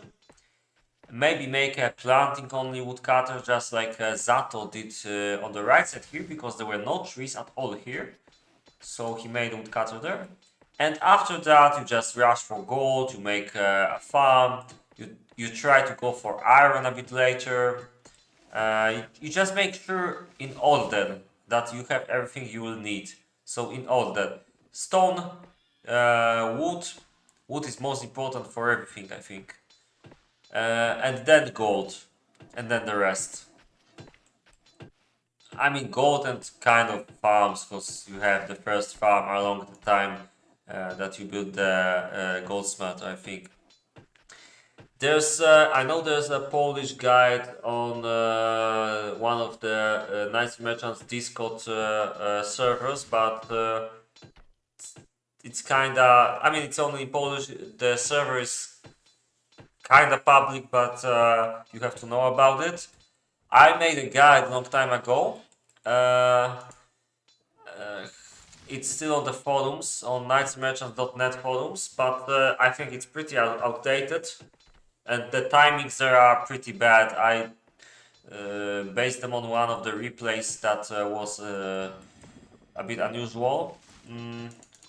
Anyway, this means that delivery of timber of wood to storehouse is blocked. So if you click on the resource, it will not be it will not be bring to the storehouse.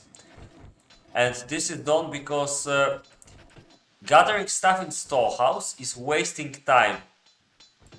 Because you know, all these little serfs are bringing something all the time. So if they bring it to storehouse first and then they go out with this to the building that needs it, it's just a waste of time. So you should block most of this stuff. But at the start of the game, you might want to not block some of the things. Some people don't block stone, but it's a bit risky. It's better to make 5 stonemasons and block stone. But you can also unlock stone and make 4 stonemasons at the start, and later make the 5th one when you have time for it. Yeah, Thunder is kind of joking, but kind of right. But basically, most of the players in this game will empty the storehouse as fast as possible, and then they delete it. But of course, not right away. So actually, okay, so Thunder was not joking. I thought he said to delete it right away, but that's not what he meant. And in general, optimizing the village, the most important thing about it is planning in a proper way. You can see that Zato planned his base in a way that makes it work pretty well. Now you can see that well, you can divide buildings into 2 categories. Buildings that have to be in the middle of the base, so all normal buildings, and buildings that have to be on the edges, because they use a lot of space. So that second category is woodcutters, because they use loads of space for the wood, for the trees. And farms, the same story, they use a lot of space for the fields. The rest of the buildings you try to build in as close proximity as possible, and you try to make the village as small as possible, which makes you have short passages between buildings, which shortens the amount of time that serfs have to waste bringing stuff from building A to building B. As you can see here as well, you are supposed to build the buildings that need some resource adjacent to the place where this resource is made. So for example, stables and swine farms are built near farms. Weapons workshop will be built near the sawmills. Metallurgist or gold smelter, in other words, will be built near gold mines and especially near coal mines. In cases where you have more than one resource which is needed, you need to decide what is going to be more wise. Sometimes it's more wise, like I said before, to use to build these 2 buildings near coal. Because otherwise we'll have a bit of concurrency between gold smelters and the iron weapon buildings, which also use coal. So you always have to build the goldsmiths closer, because you can live without a bit of iron, but you cannot live without a bit of gold, especially in the early game. And in the later one as well, because recruits need to be paid. Anyway, that's mostly about it. To optimize the base, you have to... And definitely, yeah, one big thing I forgot to mention, the timings. You need to make your base as small as possible, especially early on in the game. Because early on you don't have a lot of serfs and builders, so you have to measure their time and value it. You need to let them have as short roads as possible at the start. Of course, it's not always possible, because sometimes, like here, you have pretty long distance to some resources. But you can see that it's possible to make a small base at the start. You just make everything here. You have gold and coal in close proximity to the storehouse, so you should probably start the base building on the bottom. Although we can also see that he made 2 quarries on the top. I think it's because if you have some stonemasons on the bottom and some on the top, then these 2 will work for these buildings and these 2 will work for these buildings. It's interesting, he also had a fifth one, but he destroyed it. Yeah, it's also sometimes nice to predict stuff when you plan your base. For example, you can see that he kept additional space on the top, and now he was able to destroy the stonemason which was here and make a school because of that extra space. So planning is pretty nice. It's also nice to put one piece of road on the left or on the right side of the storehouse, because the most common kind of building in the Knights and Merchants will usually have dimensions 3 on 4 tiles. So for example, a marketplace, a farm, a swine farm. So if you put one more, if you have one more tile of a gap here, you will be able to put such a building here when you destroy the storehouse later on when it's empty. So you can also still place the smaller buildings then. So for example, weapons workshop or something like this. So it's not going to be a problem for any building to be placed here. Well, maybe except barracks, but that's no good place for barracks anyway. Yeah. So I think I'm about to sum up what happened in this base because it's almost complete. So to sum up, I think the typical base in this game for most players would have 7 farms, 3 pig farms and 1 stables, exactly like you see here. About 3 to probably more like 4 sawmills and 4, maybe 3 initially weapon workshops.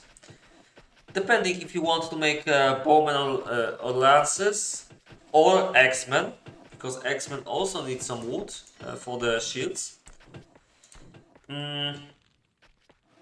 You need also to make iron as fast as possible, but not without paying attention to all the stuff you need in general in the base. I think the importance of resources goes like this.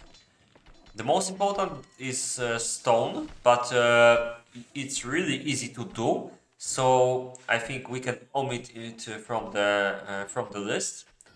So the most important thing to do is care about wood. The next one in priority is gold. The next one will be corn, and the next one will be iron. Well, you could argue that coal should be somewhere on the list, but I'm assuming that by iron and gold, I mean iron plus coal, like the entire production, and same with gold. So yeah, you start with wood because without wood you are unable to build anything. Then you go for gold because without gold you are unable to have enough serfs to have your base working. And the next step is probably corn because it's needed for both your troops and your food production. And then you go for iron because it's most powerful units are done with this, so it's the next priority. You might have noticed that nobody's making. I'm pretty sure that nobody or close to nobody made a bakery early on, and even more sure about it regarding wine farms, vineyards. Why is that? Some of you might probably have seen in the public games that a lot of players will start by making a lot of vineyards early on to make sure that they have enough food. This is one of the worst mistakes you can do in this game. One of the worst. Only worst mistake is probably quitting the game after 5 minutes. Why? Because vineyards can be done only when you have plenty of wood. This is after around 50 minutes. Just right now when Zato has enough wood for this to spare, he can try to do this. But as you can see, you need 9 pieces of fields, 9 vineyards for the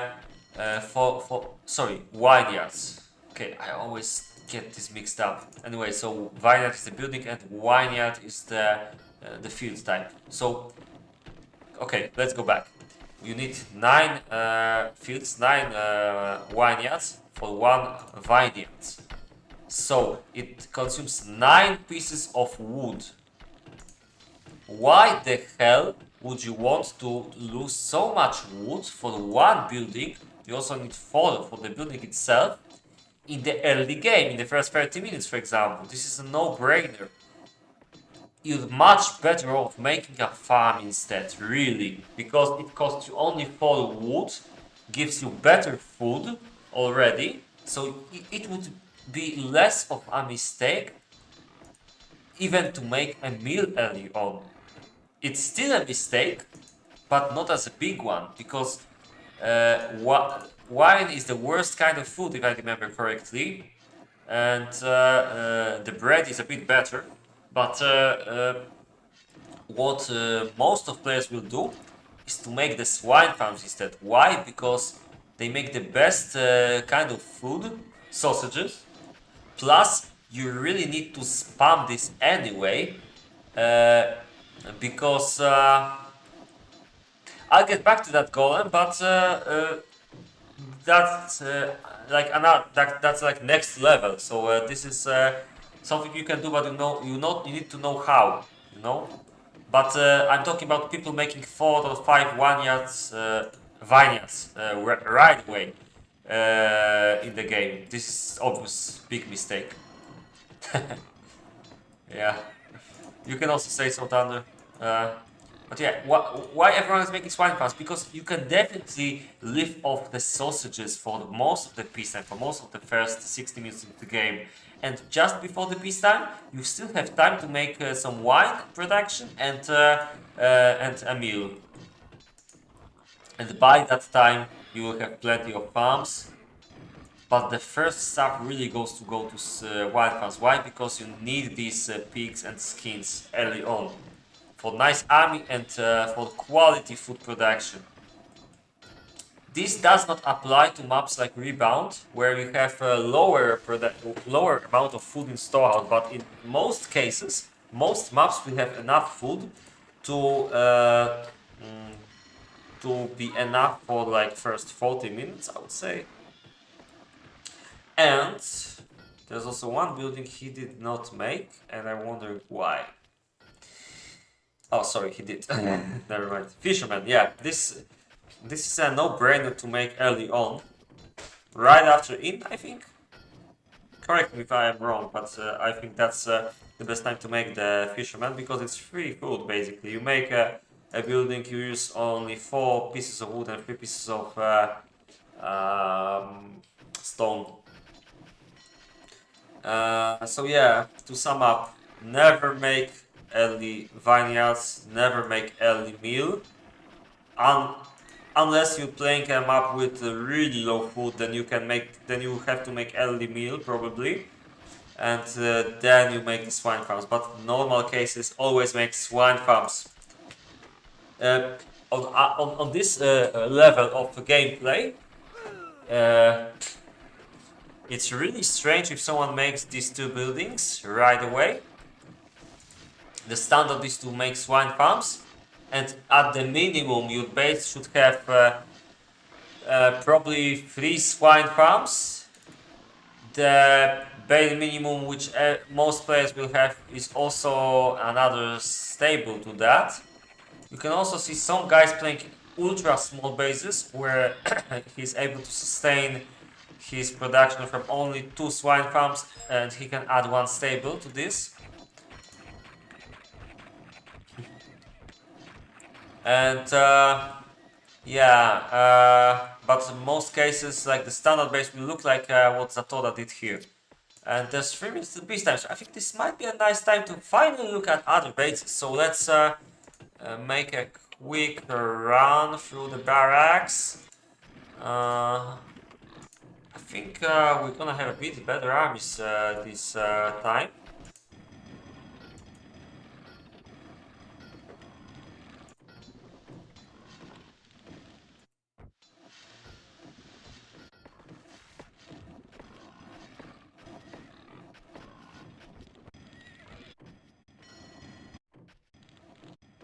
Okay, so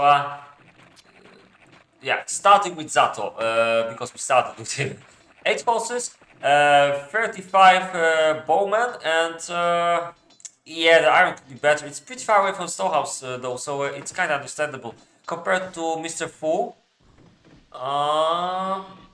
9 horses, kind of similar armies if you ask me. Fu has a bit of everything, and Zato had a lot of mostly same stuff. Yeah, that's kind of how Fu likes to play, but maybe it's slightly better for Fu with iron. Anyway, I don't want to count this. Stalin, 9 horses, a bit lacking with the leather weapon, wooden weapons, but pretty nice iron. Would you look at that? Yeah, definitely better than Danny. Yeah, definitely better than Danny. That's a surprise for me, actually. I can't expect the otherwise, but let's take a look further here. Bara versus Hari. Yeah, Hari no horses. This is a surprise. And Hari seems to have better leather, but I think Bara's army is overall better. That's another surprise. That's a big surprise. A huge surprise, I'd say. I mean, I thought Harry's one of really better spammers in this game, and it's kind of meh. Maybe his luck was... I don't want to make excuses for him. Anyway, Dima. Pretty nice compared to Gross and his massive army with horsemen. I mean, both players are pretty good, so I can't really say that they're bad. But Crossmeister is better. Would you look at those horses and the leather? This is insane.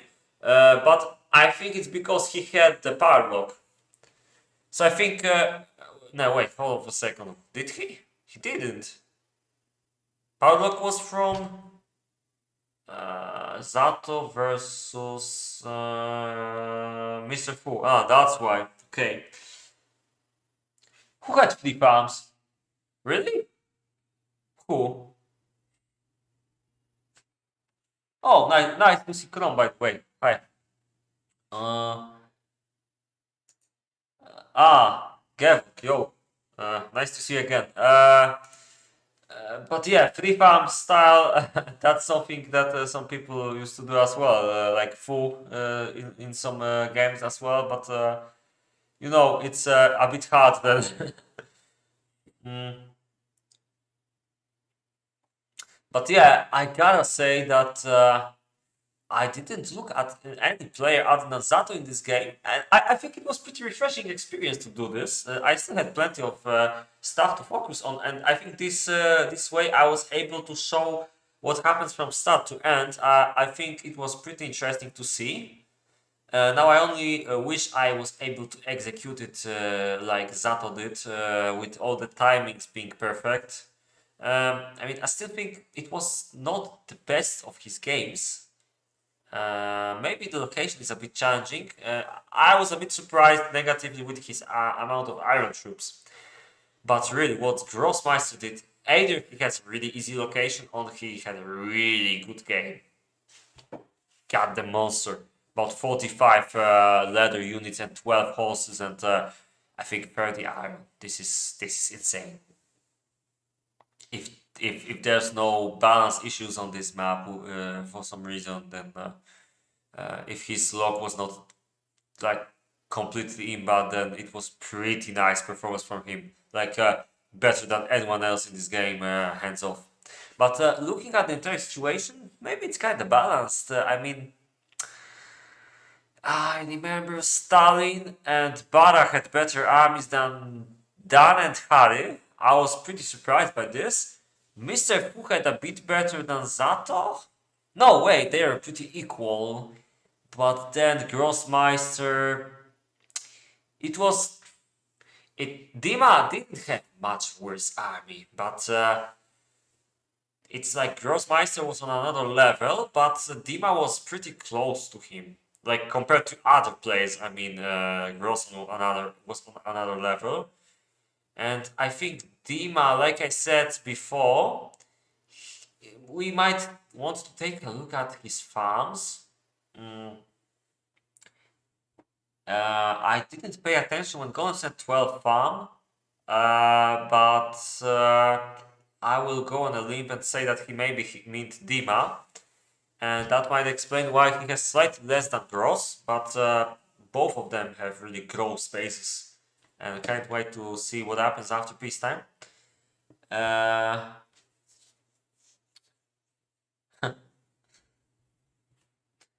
Georg still not feeling well enough for multiplayer. What's the issue? Don't have time?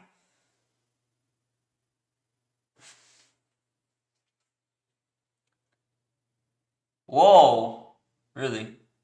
What's your nickname in the game? I gotta know your name, but I don't know which nickname you're using.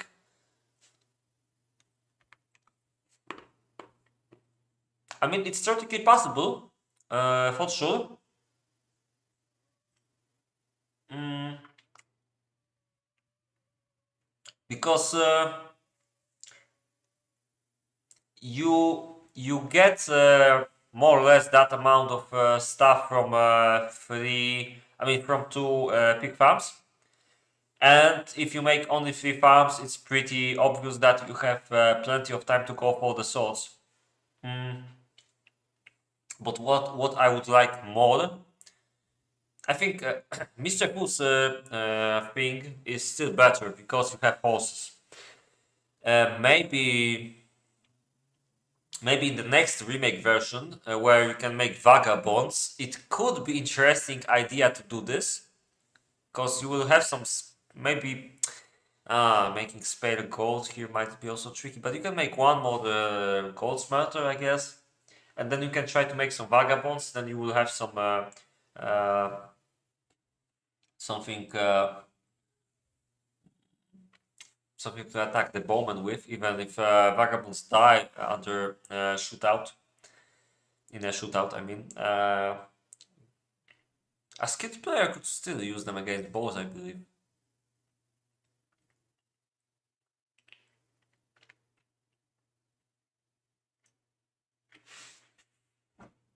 Yeah, Gepok, what's your nickname if it's not a secret? Because maybe you missed that I was asking you. Because I'm pretty sure I know you from the game as well. But I found that you were only watching the streams. I didn't know that you're also one of the players that I might know.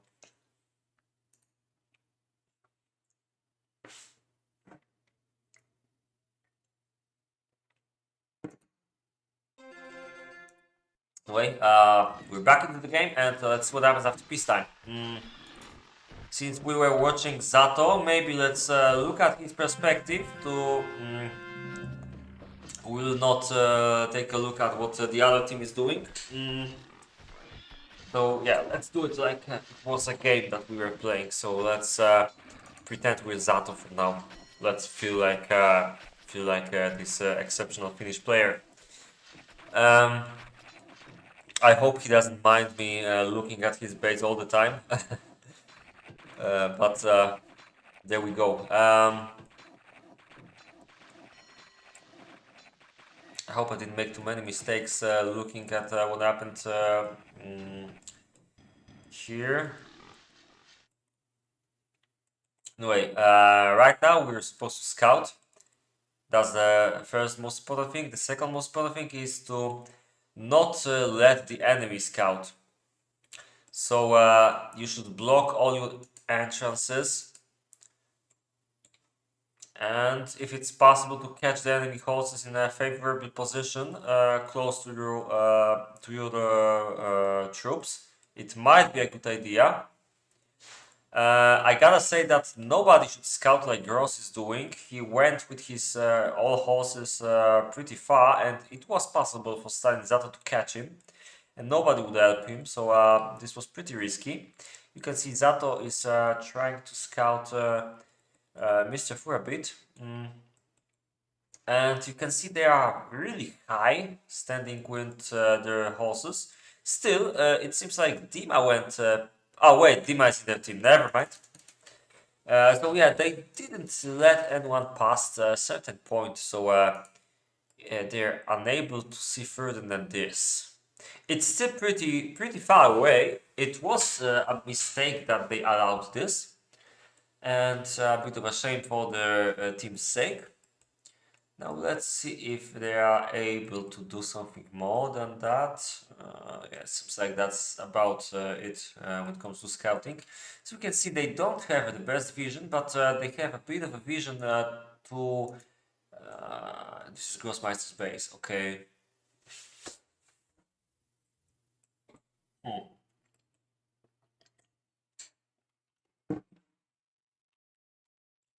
Hotkeys are gone.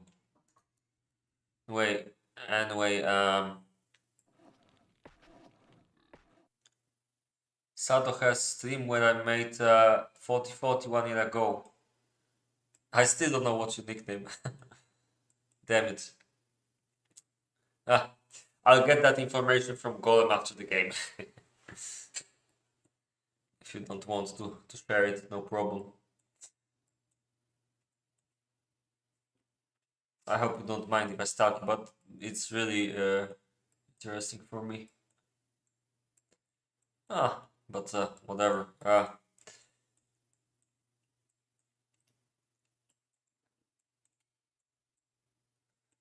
We can see that... I was supposed to show the vision only, yeah. So we can see the players are guarding their positions. At this point, you are supposed to do a couple of things at the same time. Pay attention to what happens here. Try to shoot your enemy with your bowman. And keep recruiting, possibly set a hotkey with control plus number, you set the hotkey, and then you hit the number to activate it. So for example, to go to school, and then you just click recruits and you continue with fight, for example. You also have to watch out for the coal and gold mines when they get depleted, or like before they get depleted would be the best. And rebuild the new ones along the way. But we can see some stuff happening here in the fight, so maybe let's explain what happens here. You can see that Zato and Stalin are dancing with their horses. I must admit that I don't understand why some people think of this as cheating. My opinion was always that this is just one of the things that the players have to do in the fight. Because without dancing, it would really be kind of dull. You just go with the bowman and it's random what happens, you know? But some people really don't like this. But I guess to each his own. In TeamSpeak lobbies with peacetime 60, dancing with horses is not forbidden. Uh, but it seems like we've got a small fight on the in the middle already. We've got Danny getting caught with his horses, and now two players will go for him, and Mr. Fu is in a desperate position because he will not be able to help his teammate. I think this is going to be a safe game pretty soon. In the meantime, Zato is attacking Grossmeister, and Had is kind of standing along with Stalin. I'm not sure if he wanted to catch this. I think they might have a chance on the left side, but let's take a look where they don't have a chance at all. I mean, Fu's position wasn't that bad, but right now he's gonna get obliterated. I have no idea why he's running like this. He will get a few kills on the balls, but then these horses will be dead. There's really a lot of bowmen here. And yeah, his horses will not be able to kill them off in time before they are dead themselves. But the position favors for a bit. I don't think he's gonna win this.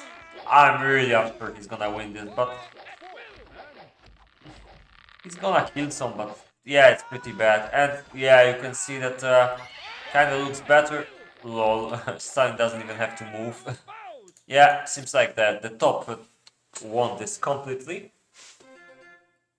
Ah, okay. P&R ring some bells, yeah. Okay, seems like we can get a quick look here. And how to save it was balanced because I really don't want to miss the save game lobby. If there is one. Most likely there is.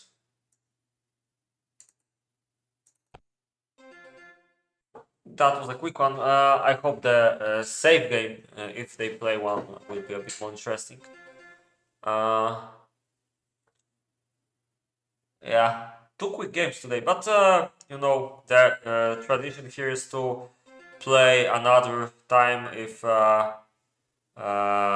especially if the fight was unsatisfying.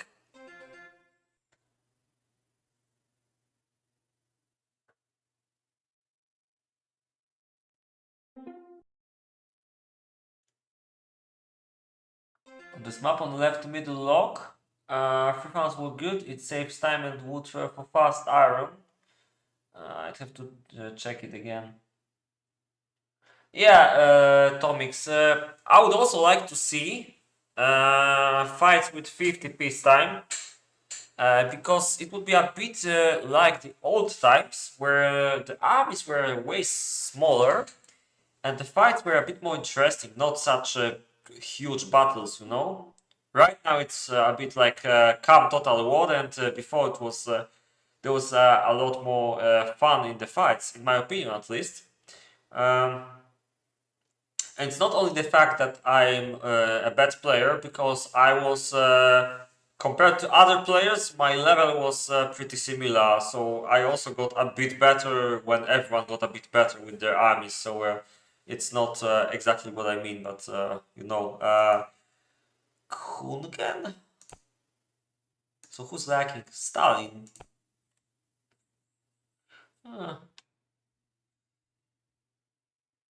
I wonder if I could replace him if really needed.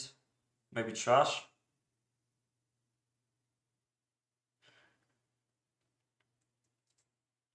Yeah, but the problem with smaller, I mean shorter peacetime is that nobody will want to play a game where they have less army. That's exactly the same reason why nobody is really interested in more challenging maps, and that the most popular maps are the ones uh, that are spammy. But I gotta say, I forgot completely about the fact that we're again like these both games we saw today had new maps, or rather Decay was a map which is pretty old, but it wasn't played too much because there were some problems with it, and it now was fixed, and we had some test games there. It seems to be pretty interesting. And now Prestige, I think I kind of like what happens here. The battlefield feels familiar, but I can't really pinpoint which map it reminds me of. It's a pretty huge battlefield, and there's also a genie, as you can see. This is pretty funny. Looks pretty nice, kind of realistic, especially on minimap. But anyway, I think it's a really good period for maps. We have this map, we have Decay, we also have Toxic Waters, which I think people didn't think it's gonna be nice in fights, but in my opinion, it's really good in fights, kind of similar to Richland, and we didn't have a lot of really interesting new 8-player maps for 60 peacetime players in a long time, so this is a welcome development. I also gotta say that this map looks really pretty for Snow, who is the author here. I hope he didn't copy this stuff from other maps, because it really looks quite well for his skills. Like, his previous map was okay, but it was not that good. Look at this, for example. Thunder will probably have all the answers, because when someone copies stuff from other maps, he's the first guy to know this. Thunder, I think Thunder has a photographic memory of sorts, because you know, you show him the map and he says, okay, these parts of the map are copied here, here, and here. So if it's true, then he will know. This kind of reminds me of Shadowdin, but I'm not sure if that could be it. Yeah, it's nice to see some new blood on the scene, new map makers. It's kinda... yeah, that's what happens on the left side maybe.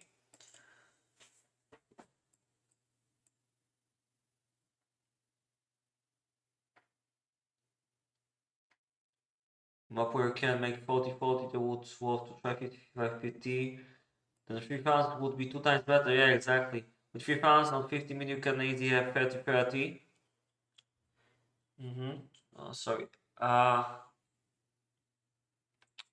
Yeah, I think garage builds were in part more popular because people didn't know how to make bigger bases. Now they make bigger bases, just less variety probably in the gameplay. So we mostly see players having 7 farms, although we can see that some are making more, but you have to be a bit skilled player. Actually, all of the players here are skilled. Wow. Seems like 12 farms here. I was right, it was Dima. Okay, Trashy along with Zato, shooting out with Danny dancing for Harry. Sorry, with is it Danny? Yeah. Okay. Coaches, come on!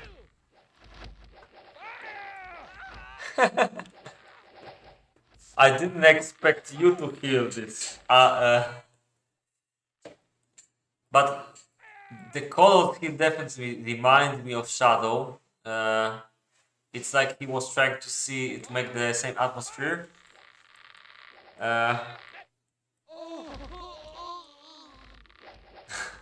Okay.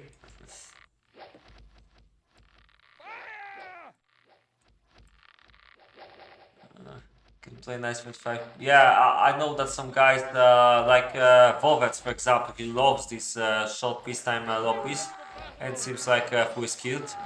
Oh no, wait, maybe Dima is killed. It's not definite yet, although looks pretty weird.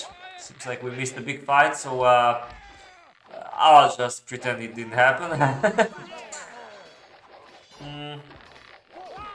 Yeah, who is that? Just like that. I don't even know what happened. Probably some horses catch as always. And it seems like Trash is also killing off Danny with Bara without much problem. I don't know why Kali didn't try to help earlier, but maybe it's kind of elaborate, you know, because the Pikes can't withstand too much of a shootout, so maybe it was his plan.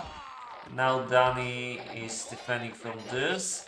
It doesn't look as bad as it should, but eventually when Dima comes here it will be pretty bad. So let's take a look if they can try to regain some advantage on the left side, but it's not something I believe will happen.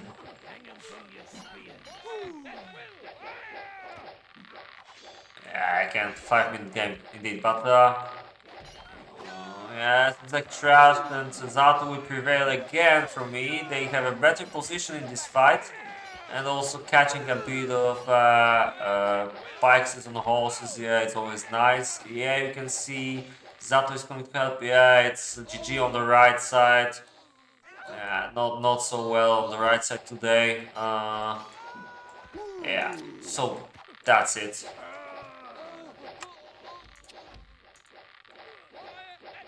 Huh. So if I do this, it stays on. Interesting. Okay.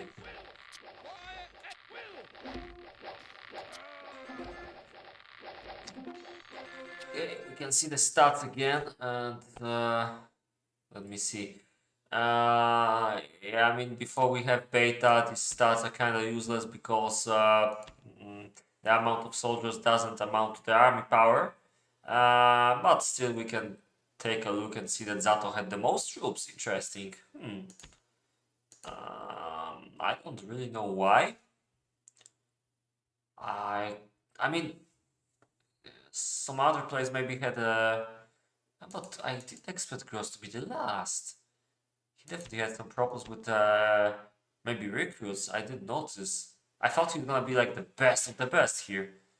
But maybe I missed the amount of recruits and that was the problem. Let me see if the gold chests, yeah, they're not too good, but not too bad either. It's kind of lower middle, but yeah.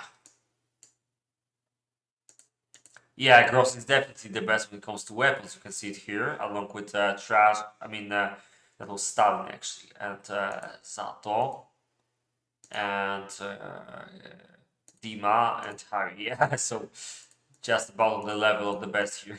Okay. Uh, need more time than early set. Yeah. Um, yeah, well, you might be right, Gavrok. More interesting to see someone play for the first time, especially that there's gonna be a lot of mistakes usually in the first games on the map on the new map. So yeah,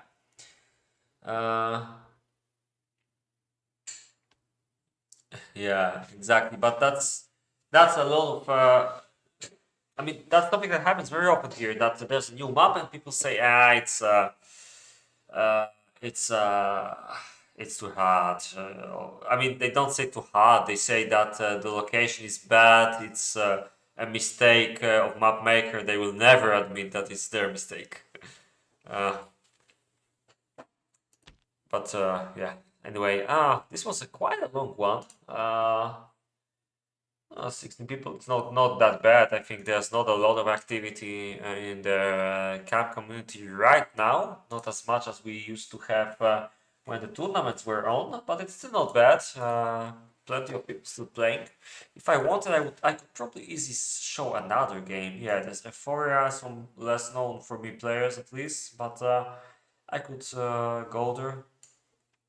No problem. But I think it's good to finish right here. I wonder if I have any more news. I showed you a new co-op map called Border of Life. You can download this on Discord in the map making channel. Just scroll up to 7th April. I should probably post an invite to the Discord, by the way, because Yeah, let me paste it into the chat for those interested.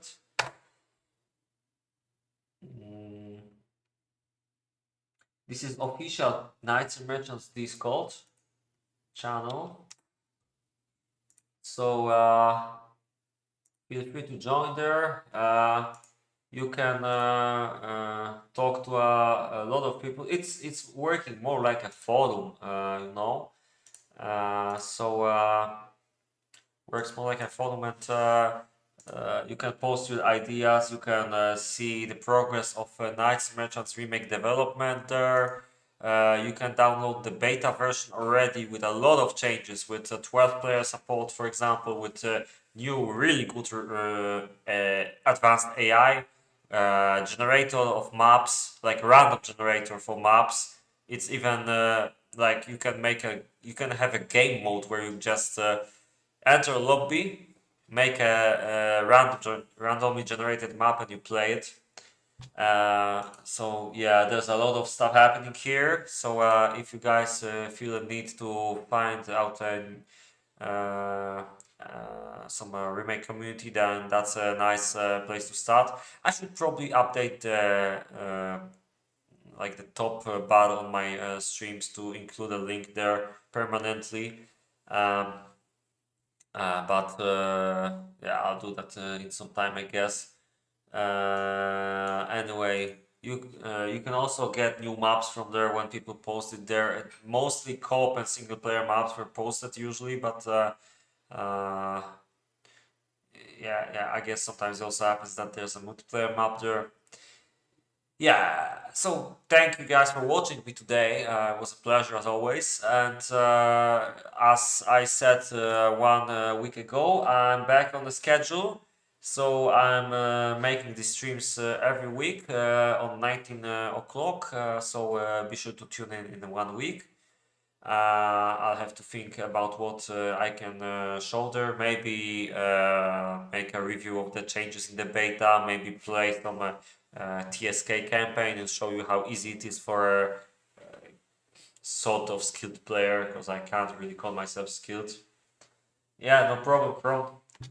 Always a pleasure. So yeah.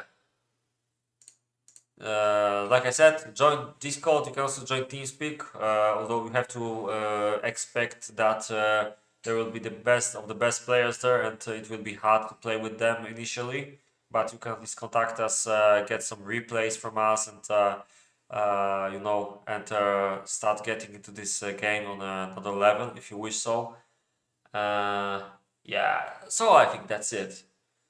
So thank you guys for watching, and see you in 1 week. Bye bye.